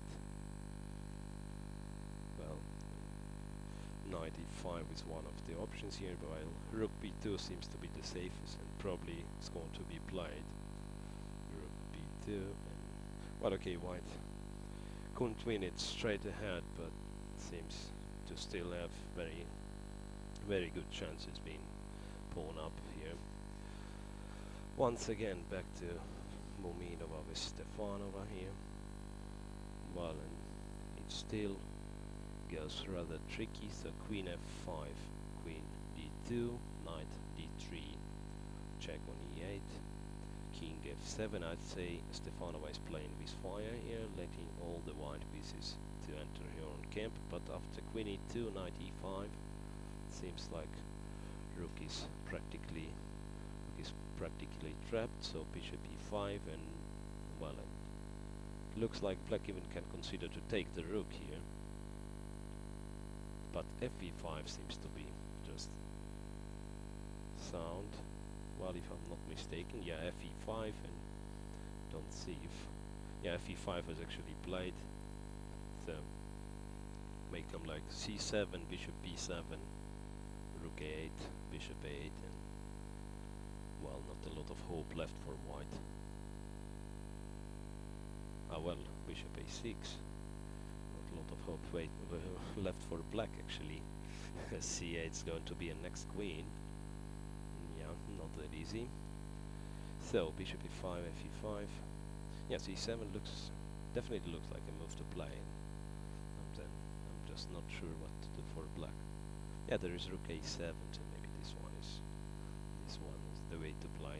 No, somehow I feel like black has to be better there with an extra piece. fe5, and of course girls are in permanent time trouble, so while I'm switching from game to game, it changes with a kaleidoscopic speed here. Harika Dranavali with Alexandra Kostyniuk. Harika's really in a time trouble, so b4, c4. She looks like she continues to ruin her position. b4, c4, queen c3, f6, f4, e4, and unless there is some tactical trick, which I still don't see any, then after now, okay, queen d4 and knight b6 sets a stability to the black's pawn center, and then it seems like white simply hasn't enough chances, as this bishop is locked in white's own camp. Well, actually, perhaps there is even more trickier. Queen b6. Oops, not a6. Sorry, not capturing this pawn, but queen b6 seems to end the game at once. No, knight b6 was played. Actually, queen b6 seems even easier. Yeah, maybe perhaps that was. No, it wasn't a trap. I said queen b6, bishop c4, but then black just captures back and queen is still pinned. So this pin was very important, so black could have used this one. Queen d4 and knight b6 still looks convincing enough, of course. Rook a1, so it's two pawns and no threats at all. And king f7, f5, queen f6 to follow. Yeah, just maybe black has to be careful not to allow any complications, any exchange sacrifice on d5 or so, because at the moment it looks completely winning for Kostyniuk. Once again switching to Olga Gigeova's Juve. So rook a3, bc6, bc6, bishop e1, king e6, rook c1, knight b2. To be honest, I'm a little bit surprised black is moving this knight, because I don't believe really bishop c4 was the threat, but okay, knight is maybe just transferred to d3, so bishop d2. Yeah, still looks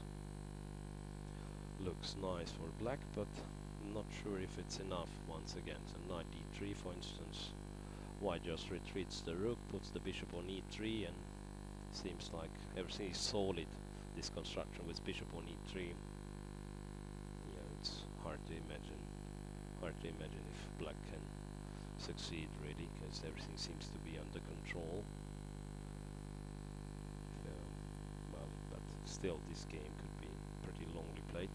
Well, Nakpayeva with Danielian once again. Bishop d5 followed, ed5, king f7, king e3, knight a6, d6, rook c4, bishop a3. So Gulisan Nakpayeva has troubles here, time trouble, but not sure if well, yeah, the position is not that attractive as well. So rook d4, and okay, somehow white lost harmony here after eventual knight c5. White's gonna lose another pawn here on d6. Yes, so Elena just kept tension here, and looks like Kuliskan committed well, decisive damage to her position herself by taking this e-pawn, then playing d6, and now it seems to be over if Danielian will play rook d4. Really, I don't see much of a chance for white. Well, I mean, it's still playable, of course, but somehow being 2 pawns down and f5 to follow in near future. Once again, Humpy with Bella, and well, now I'm starting to think if, well, I'm not quite sure, but it might be just a bit dangerous for Conero, this one. So we've seen rook a8, f3, rook d8, d5, so d5 was provoked, king e7, then king is just coming to d4, so rook e8, king d3, f6, king d4, rook a5 and f4. Well, I'm not sure about the last one, because there was already an option to transfer the knight to e3, but okay, maybe this f4 doesn't make difference.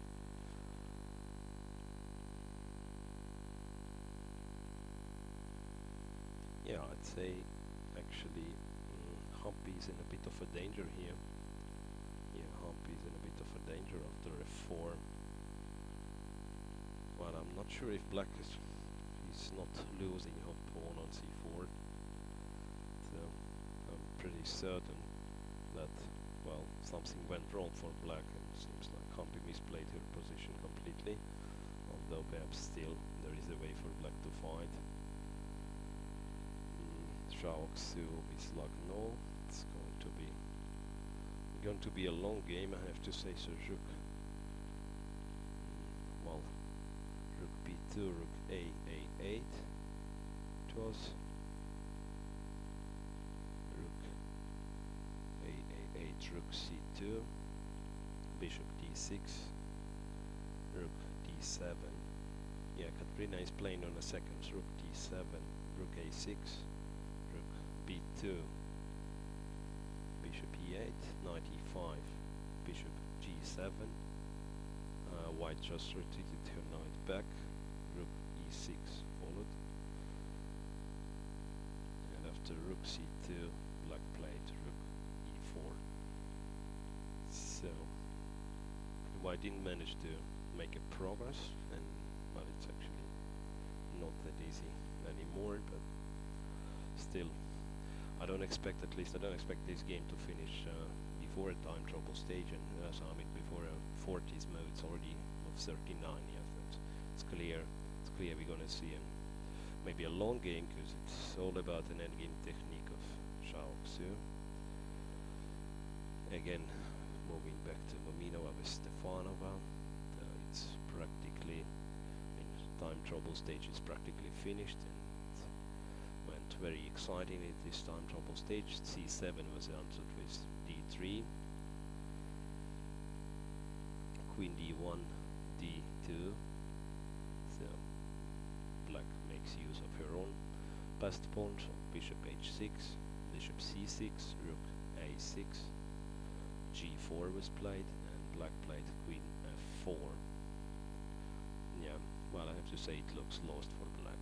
For white pawns, the rook c8, rook c6, and okay, seems like this pawn is going nowhere when d2 pawn is just as dangerous, but black has an extra piece, and yeah, nothing seems to work. I mean, rook h8, this famous trick with rook h8 doesn't work in this position, because black has bishop g7. So one more move before the time control, and that might be just one of the, yeah, rook c8, rook c6 was actually played, so move 40, and we can relax a bit. Then, well, moving to Harika Dranavali with Alexandra Kostyniuk. Actually, still Alexandra managed to lose one of her pawns somehow. I don't know how it could have happened. Okay, queen d6, rook a b1, rook c8,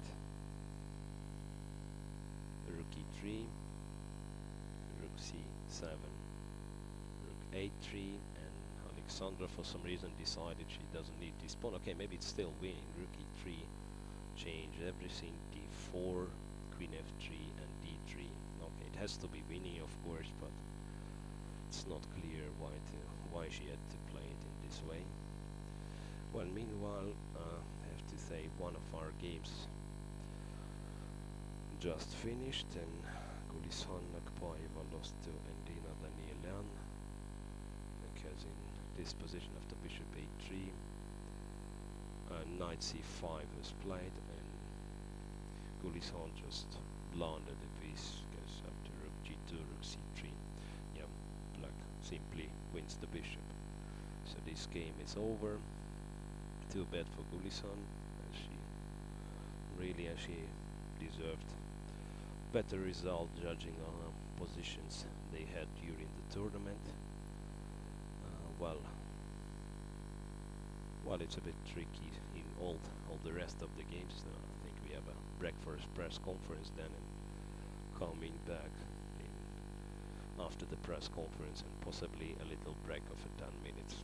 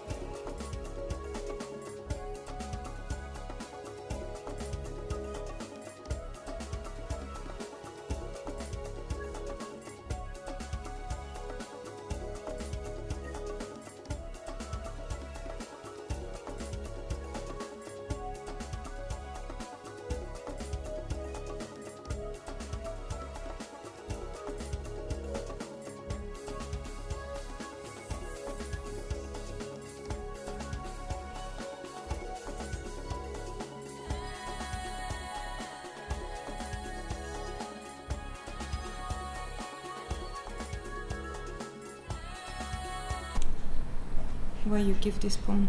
I'm not giving it. Here, I will take and the rook d3.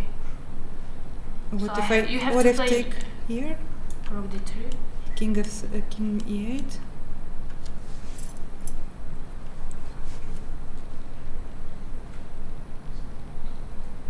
And I gave maybe rook g3. Maybe rook g3 now. Oh, here, yes. Rook g3, but if I don't want to repeat, I will take on c4. I will take on g7. Check, take on i2.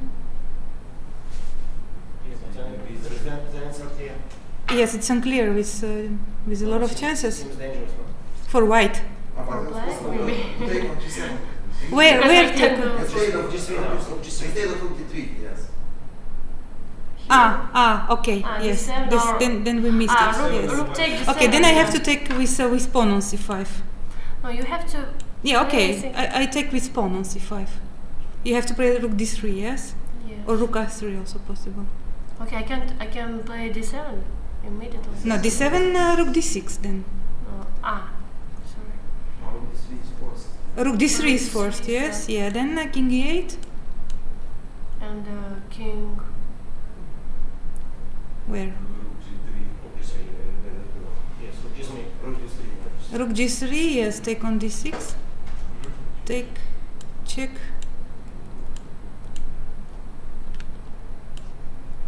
Take. King e4. King e4, maybe Maybe, no, h4 maybe. Maybe h4. h4, then a5.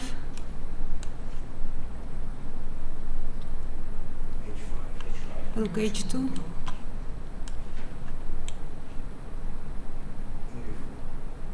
King what? e4? Maybe better. One move immediately. early, king e4. King e4? King e4, rook d2 you had one move early.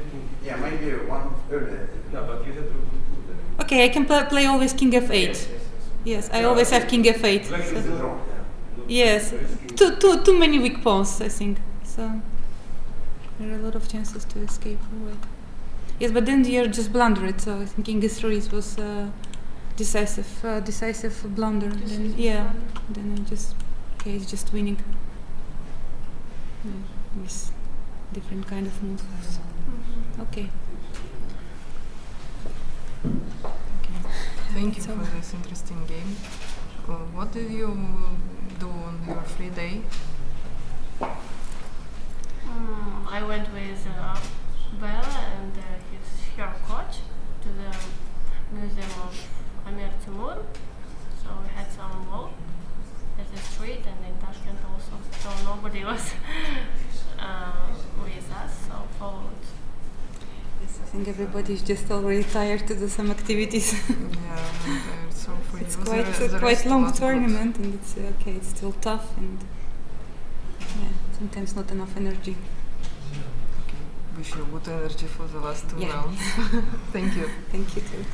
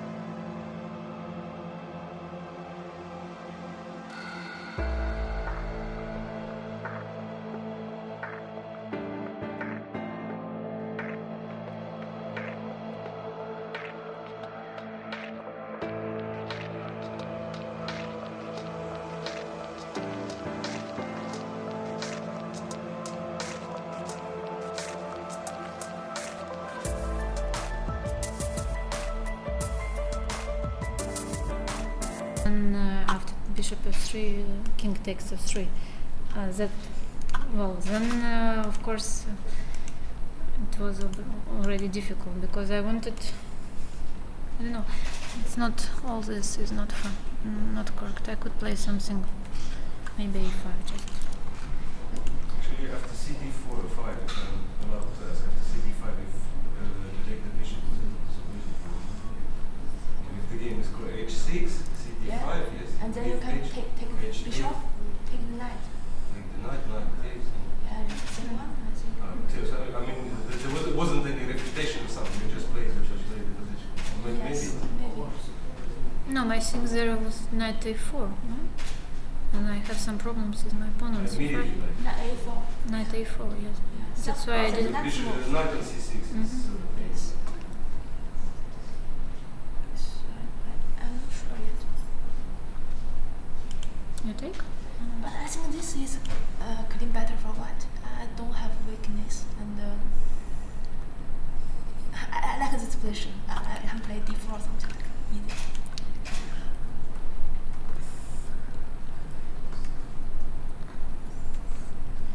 Yeah, queen c4 I also plan like this. Knight d4. Yeah, that's why I didn't play this. Maybe draw, but I have more power. Take bishop. C6. Yeah.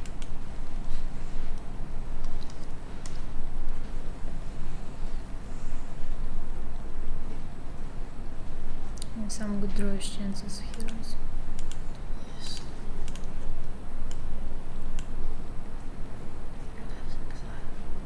Okay, I don't need to play something like this. It was stupid from my side. I just gave a pawn. So that's why here of course I wanted to play bishop f3, but there is king f3, and here b1. Oh, bishop c6, knight e5, just horrible for black.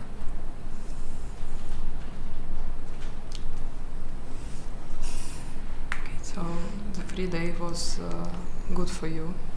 And yes, so anyway, we wish you to find more energy for the last 2 rounds, and good luck. Thank you. Thank you.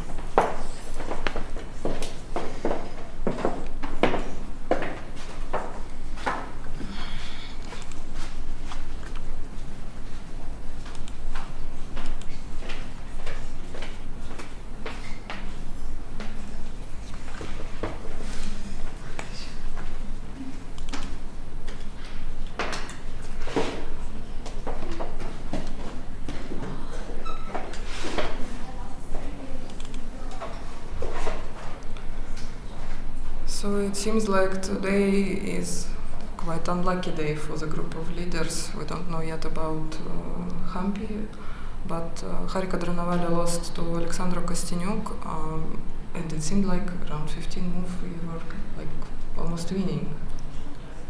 So what happened? I played E3 was just like on the board. I played this. I was just trying to get some normal playable position, and when I got this D5, I'm happy about it because she is not a Benoni or Benko player, and I have a lot of experience in this.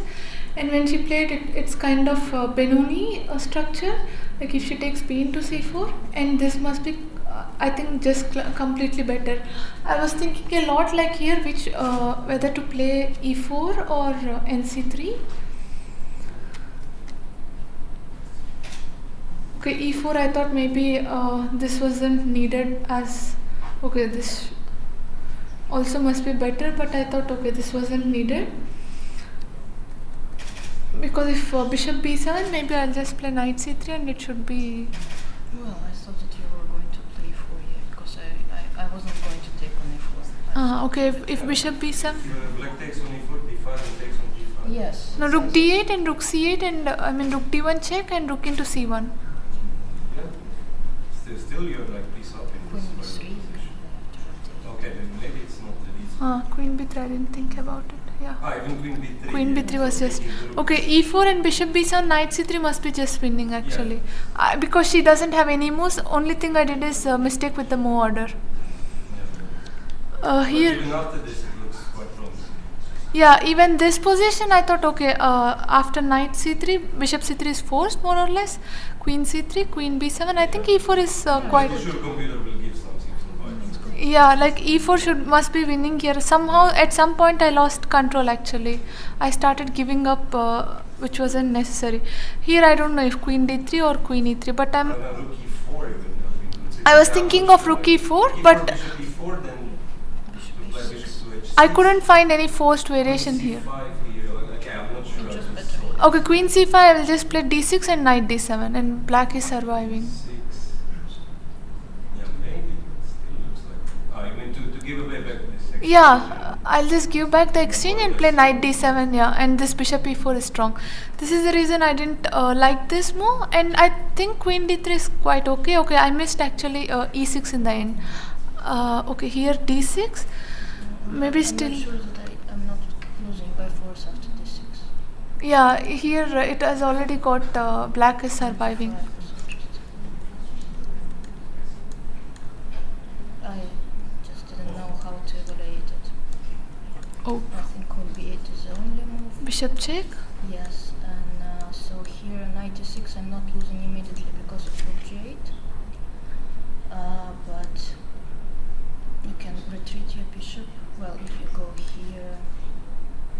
Also, knight f7 maybe it's Knight f7 is possible, yeah, but I think I wasn't sure I'm not losing here immediately. So I can play knight f8. If you play bishop d5, I was going to play knight f6. And if you retreat your bishop somewhere to a2, I thought that I can play c4. Maybe even e5, knight e5. But anyway, that looked like very scary for me. I think that was the last critical moment because after I finished my development, I was very happy. I mean, Yeah, like that was maybe you could have won. I mean, before somehow. Yeah. But that was, I think, the last. I mean, if queen takes d5 is not winning, then I'm fine here. Then you should look. I mean, before, but it might be winning because after a5. okay, I didn't calculate the this. other way actually, queen c3 here. I was thinking about this one. This is what I was supposed to play, but I thought I will just add a5 and a6 moves, but I didn't realize a6 isn't forced. This is what queen c3, knight d7 is forced, And then, rook into d5, queen into d5, knight e5, queen d4, and this. I thought about some knight g5 actually, which is not good. No, knight g5, I'll just play Knight queen. g5, yeah, if queen d4, you take a8, take e7. You mean queen into d4 also, right? Yeah. So you take Ah, shit. I forgot about f7. So I mean, you're attacking f7. That's the point of knight g5. Yeah, I But just- still, I'm not sure if it's any good. But Yeah, maybe it was the way to play. yeah, like I completely. I Maybe come. not taking Knight on e5. d4. Maybe you don't have to give this passed pawn. Maybe just. This is the reason actually I just tried to add a5 and a6 moves, but okay, it was a6 wasn't forced. She could just play knight to d7. That was the And problem. then here To f4 play knight already b7. Ah, okay. This is f4 is not possible. Okay, and here.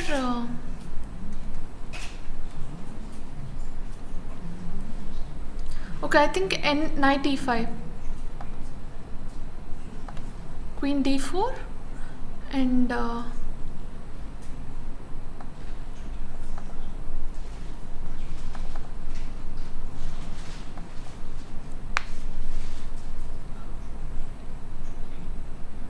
okay, still this is also like fine for me completely. Like I can at Oh, least of course like it's yeah, fine.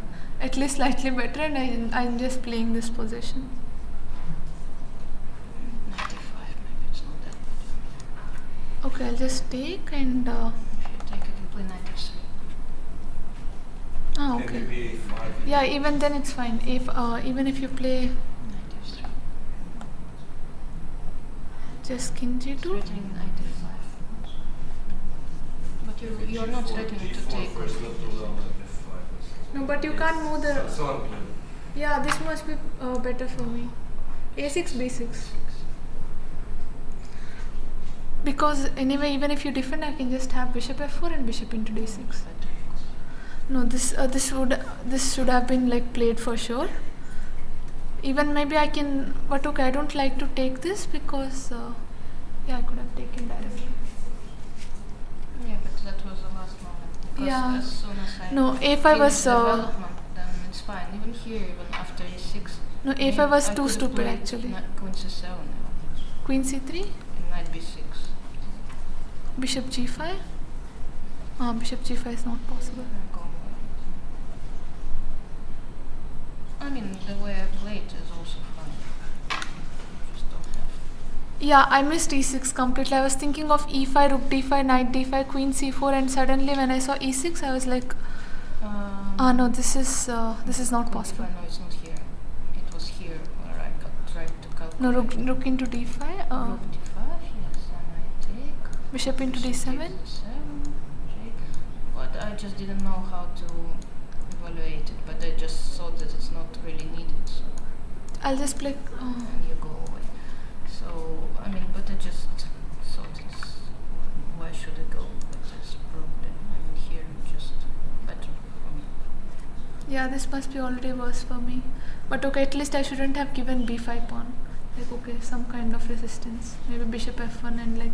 But okay, it was. I just lost control over the board and I just started playing, giving up all the pawns. Okay, thank you.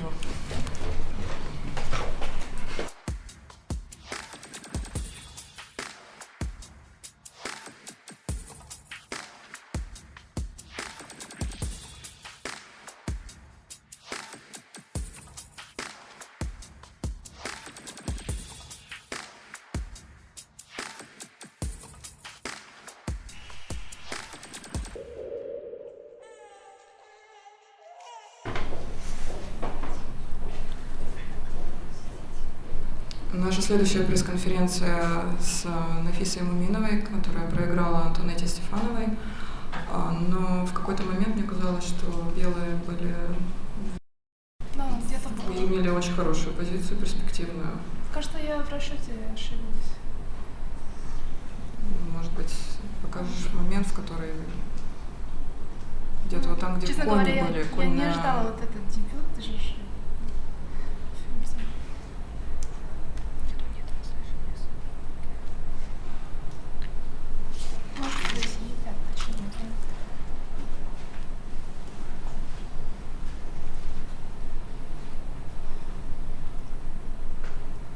что здесь можно? А4 было аккуратнее, да? Yeah, to include somewhere A4, I think so. But A4 and it should be B6. okay. Should be about equal here, no?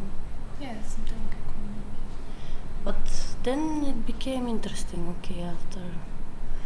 Okay, here I was thinking very long time because I wanted to play somehow knight to c4, knight to e4, but it's not so easy because after knight f6 there is knight bishop f4 and knight e5, and if knight b6 then knight e5, and I was not sure. Here, if knight b6, there was b3, a4, then knight b4, and sacrificing pawn, and there will be on c6 because. Okay, weakness, but how to attack it? This weakness, Yes. I mean, I don't know. Okay, you have some queen c3 ideas. Okay, let's see. Knight. Maybe you can show the variations. Yes, this is what we are trying to do. Knight b6, b3. Oops, sorry. A4, knight b4. Take it back. Sorry. Yeah. A4, knight b4. And yeah, somehow I didn't want to allow this knight direct there. And okay, if I take some rook c1, yeah? Maybe rook c1, maybe queen b2. Queen b2 first and rook, I don't know, a5 maybe. But now on rook c1 No, I rook c1 have cannot because there will bishop be c5. d7, No, yeah? c5. A c5 even. No, then why do you need queen b2? I don't know. Maybe just rook c1 here. Just rook c1. And okay, some initiative. I don't know. Maybe. Okay, there are many possibilities, but okay, I think the critical is after how we played. Okay, because here it starts very long fourth line with knight b6, and okay. So here was okay. First of all, here I'm not sure if queen d8 is, because first I was thinking queen b7. Then okay, on knight e5 I have f6 without giving this c5 pawn, but I didn't like knight c5 somehow. Yeah, knight c5. Knight c5, and then okay, this rook on e8 is a bit hanging in a lot of variations. But okay, in any case, I saw all this and I was thinking that okay, at least it's interesting. I don't know what is the real Here answer. maybe Queen a7 was. yeah, queen b7 probably here. Queen b7 No, or A7, queen yeah. a7. Queen b7, knight A7, c5. yes. Knight It's c5, bad for yes. black. Queen a7 here. Maybe, but I I was. thought you moved queen a7. But somehow because I didn't want to take just rook b8, I want to play g5 and stuff like that, and for this I wanted my queen to be on f7 somehow. So I don't know, because here, okay, knight c5 I think is good, and now okay, first of all here it was some different lines. Instead knight c5 here, f3 was. Hmm? Yes, Yes. here probably you should have played f3. f3, Actually, I saw this version g5, take, take. and I didn't see here that knight f4. Also I didn't see what's the idea. And Just then bishop bishop h5. h5. And if I take rook takes e4, not really.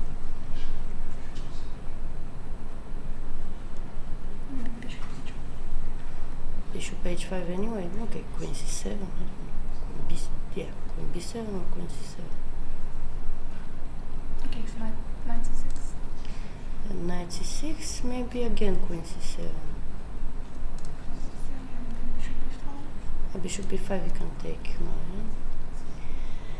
yeah? And bishop this, no, bishop b7. You can just take a knight e6, yeah? No, okay, this one I don't like. I don't know, just somehow difficult to see the board from the other side. I cannot remember now any line. F3, yeah? Okay, take, and knight f4. I don't know, it's hard to believe that it's so bad, this. I don't know, if I play some bishop h6, you just play, take, and take on f6, yeah? Okay. So, and if I play first queen c7, then maybe just take bishop b5, and we go to the same stuff. Maybe, okay, take, and then maybe you take, maybe not, on knight c6, yeah? Yeah, maybe. But somehow I was sure during the game that okay, knight c5 is the move, and then I was thinking for a long time what to do, if to play g5 or not, because it was also some very long variations like g5, bishop takes, knight take, bishop takes e8, queen takes, queen f4, and something like f5. I don't know. C3. Yeah, c3, and now I didn't see how to attack this knight on b8. Because, okay, it's not clear also what white is threatening, but okay, you're threatening f3 at some moment. And yeah, this one I didn't like. That's why I decided to play with knight c4, b3. Okay, knight c5, and here I don't know, maybe you should take like this, bc4. What are you planning to go to? Bishop c4 is better. Sorry? But Bishop bishop c4. c4. Okay, bishop c4. And nothing I can do, yeah? Just... How it never crossed my mind, this bishop c4, because I was thinking bc4, then knight e6, and I'm okay, but bishop c4, I don't know. Yeah, maybe. Okay, I should take, I guess, but with which pawn? I don't know. Let's say I take like this. Huh? Maybe rook e1 first, but okay, it doesn't matter. Let's say take. Rook e1, I guess you take, yeah?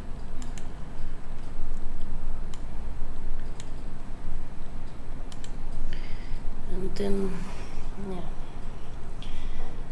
It's not so easy to get this knight anymore. Yeah, maybe it's not good what I did. Here, if knight 6, yeah. Here I can capture. And I take on d4, I think. So sometimes I can... Knight f4, queen f4, rook e4. Rook e4? Queen g3, yeah. Knight takes f4, queen takes f4. Rook e4, queen g3, and... Queen e8. Queen e... Ah, yes, this is what I was thinking, yeah, correct. Yeah, so, okay, so then this was bad, and then yeah, bishop c4 should be played, yeah. And how we played in the game, I think I was okay. Okay, I don't know if c4 should be, because, okay, give me pass pawn, this d4. I think maybe the same, but without c4, d4. No, c4 was okay, c4, d4, but rook d1, of course. Rook d1. Yeah, bishop b7, yeah. And it's okay. No, so bishop b7, then bishop this, rook e7, c6. Okay, take on b8. Oh, yeah. And yeah, and okay, c4, d4, rook d1. Okay, rook d1, and okay, yeah. I'm not sure if I should do it immediately. Yeah, okay, this is compensation for the piece for sure. Just don't know if I should include something like d3 or not. Then maybe you just take on d3. Yeah. Okay, yeah. This looks better than in the game for sure. And okay, after how we played, I think. Okay, c6 is probably a mistake, yeah. Bishop g3, yeah. g5. G5, or I don't know. Somehow I wanted to play bishop b7. But okay, yeah, bishop g3, queen f5 maybe.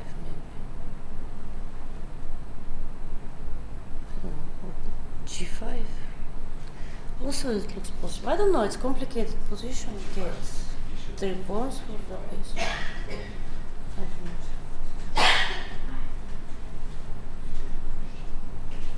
Yeah, but probably this is the last, because okay, after c6, queen f5, okay, you should take on e5, because after queen d2, I think it's just lost, yeah, for white, so maybe here was last chance, this bishop g3, but okay, here, I think white is not winning anymore, at least, and okay, yeah, after this should be winning for black, I guess. Может, у кого-то есть вопросы к участницам? Нет? Окей. Thank you very much.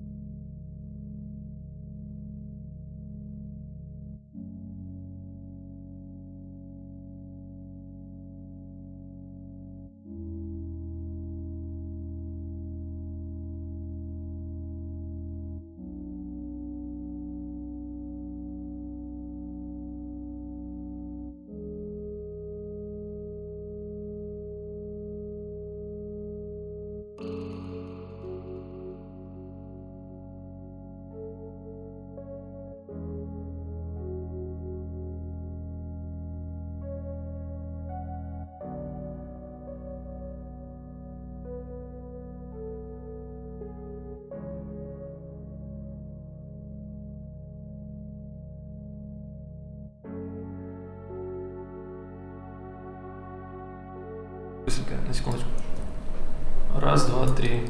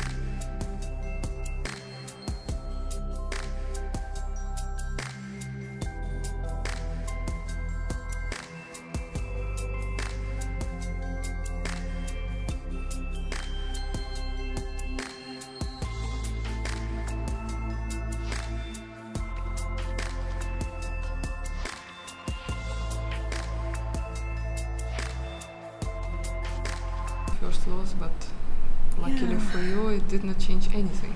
Yeah, but still, I was clearly better while entering that game, and I just played terribly. Harika also had almost winning, Harika was completely winning, yes. 15.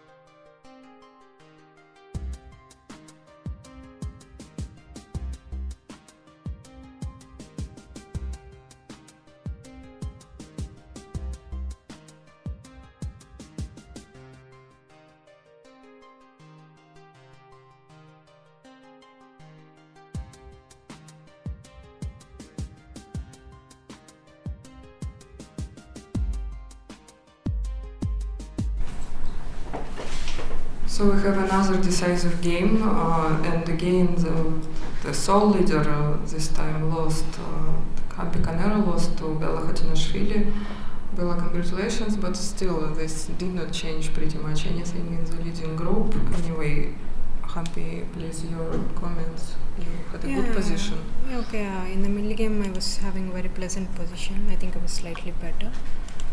Probably while entering the end game somewhere over here, I think here I have to play rook c4 immediately.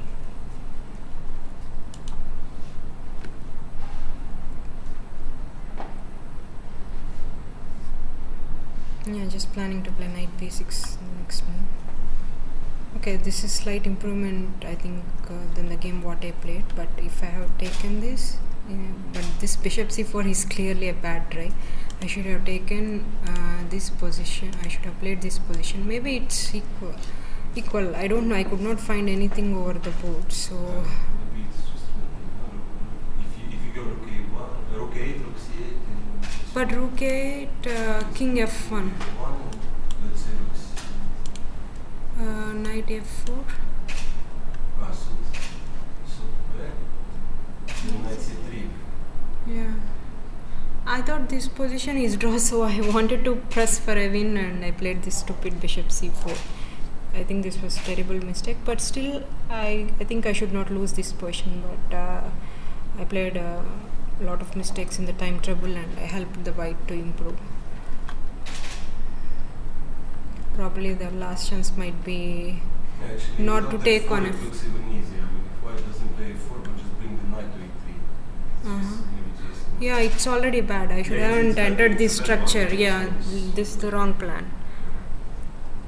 I should have played this endgame, which is more or less equal, but I was trying for more and it became worse. And at the end, could you have saved position? I don't think so. I don't know. Where the pawns were a3, b3, maybe. I tried, but I could not find anything. Because probably, I don't know, I'm not sure. Here, oh no, not here.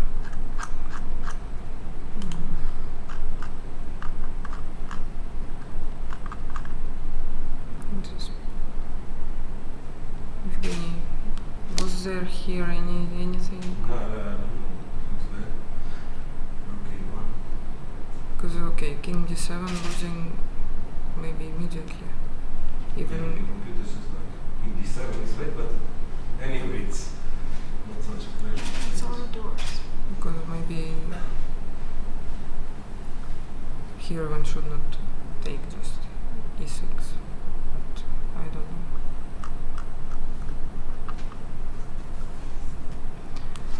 Okay, anyway, again congratulations, and Hampi, keep doing your job. Thank you. Just it was a unlucky day for leaders, as I said. Thank you.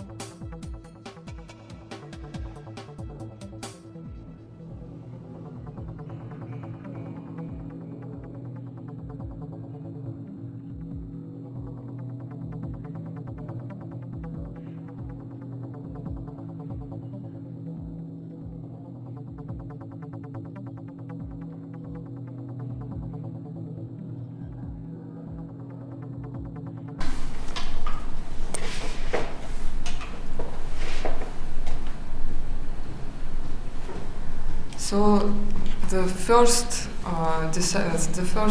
game which finished with a draw is actually the last game today. So Olga Giria managed to make a draw against Jovin Jun. I said managed because I think Jovin Jun had a slight advantage after the opening. Do you think you had a little bit better or?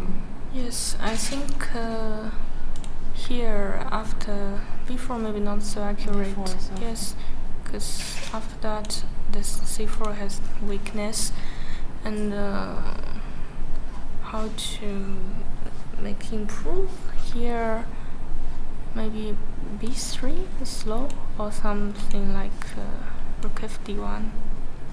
I'm not sure about it. Yes, before is Yeah. not good. Like here, maybe you can even play this. Not sure which one is better. Even Knight F4 is interesting. But I guess I can play this one. Now if take Knight B6. Oh, but maybe this is better for white. Okay. So after B4 and bishop E3, maybe here also B5 is possible, but I didn't calculate it. D5 maybe? And D5 and takes. Also takes, you can take this one, this one, this one. Yes. Knight D5. Okay, maybe it's too dangerous for black, and I choose to play bishop E6. And here. Maybe after bishop E6 and have to play C5. C5, yes. C5. C5, I have this one. Okay, or bishop B2 and then after. Yes. Here C5. Yes, it's possible. C5, I think I will play something like bishop D5. Like this one and G5, F4. But maybe, yes, A4 has come. 6.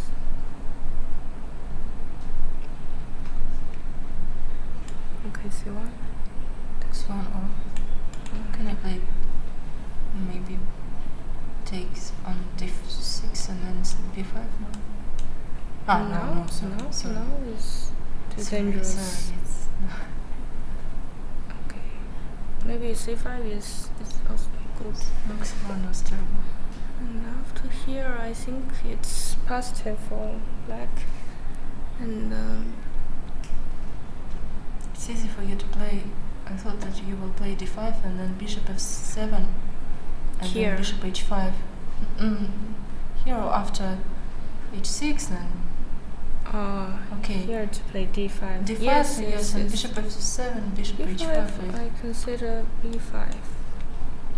And That was actually what I couldn't understand. If B5 and black plays A5. A5. And then you prepare for 100 moves your inside attack. And it's seems nothing. You play rook f7, defend b7, and it's very hard for white. Maybe changing the pair of rooks, but that's maximum what it can get. Yes, yes. Also, you could take on b5 and knight a3. Ah, okay. Yes, yes. There is knight no a3. b5. Yeah, maybe d5 is good. And What happened in the game was just okay. Yes, because g5, bishop d1, still d5. had no play. okay, here I don't Yeah, know. okay, now h5 was thinking maybe here you can just prepare. Yeah, Say yeah, maybe yeah, rook d5, f6. Rook f7, for example. Rook king f7, h8, yes, yes, rook yes. g8, and you'll be Rook there. f7, I would consider rook b1. King h8. King h8. Ah, yes, And yes, still that's better. d5, a5, and b5, yes, a5. white cannot do anything.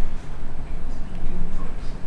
Yes, then black can improve the position. G8 and then Yes, yes.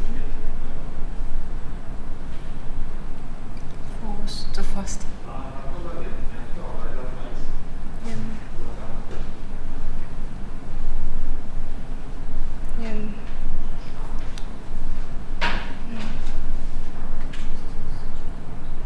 And later maybe you could keep some attack without changing pieces. Later, after changing, Maybe not rook rook g4, but Yeah. king h.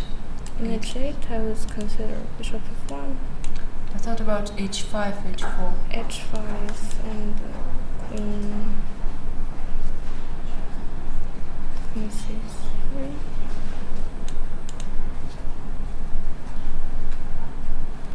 h4. h4 and rook.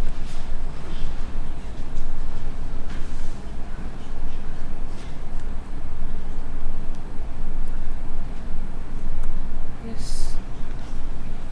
Looks dangerous for white. Yes. Yeah. This and And rook f3 then maybe. yeah. Looks terrible. I thought about maybe queen d1, not bishop f1, but queen d1, but it's Queen d1.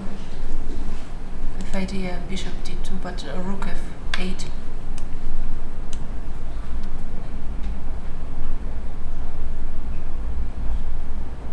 Maybe here bishop f1, I don't know. Bishop f1 here. Yes. F1, then this one. No, but white, they don't have any play. You can even prepare h5 anyway by maybe queen Yes, e8 yes, even, I understand. or queen f7. Yes, the only plan is to take this knight on c4 and then d5 and that's all. Yeah.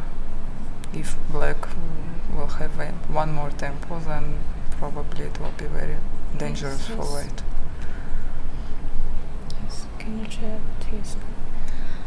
And later change.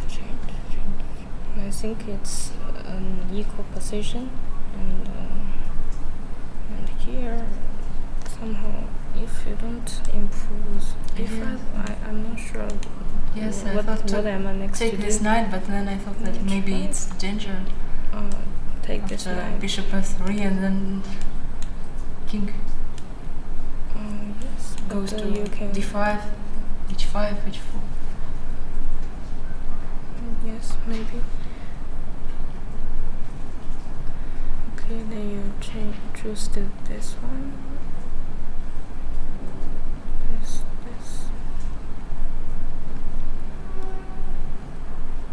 Here I think maybe it's equal, but I should play h5 first. And, okay, maybe still equal, but black has a good position. So, and okay, here.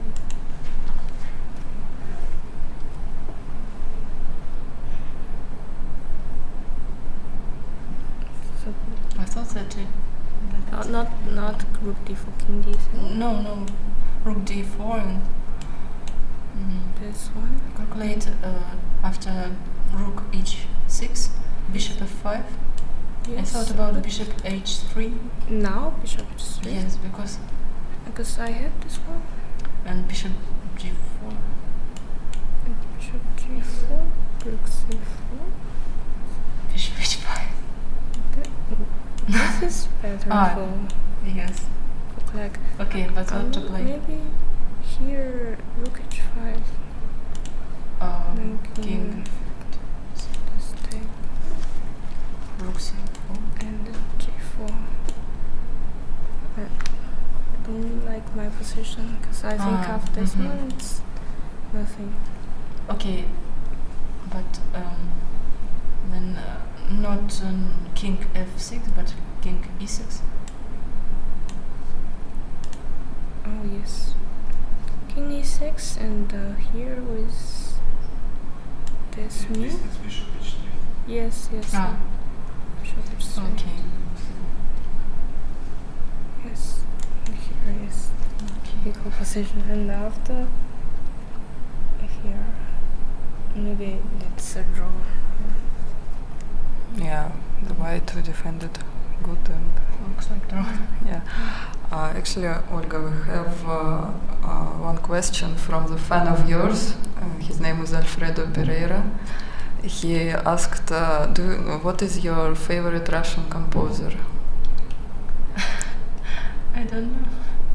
I don't listen to classic music. You don't listen to classic music, but he wanted to know what are your hobbies and what do you like to do in your free time? Okay, I like reading books very much. Can you name some, maybe one of favorite books? One of favorite is all books of Hugo. Mm-hmm. And also his another question was, how do you prepare physically for the tournaments? I like running, not here, but only at home. Mm-hmm. So you have some equipment for this? Okay, great. And he said that he liked very much your game against Khatinashvili, even if you lost. He said it was a great game. And he wishes you good luck, and we also wish you both good luck and the rest 2 games. And thank you. Thank you.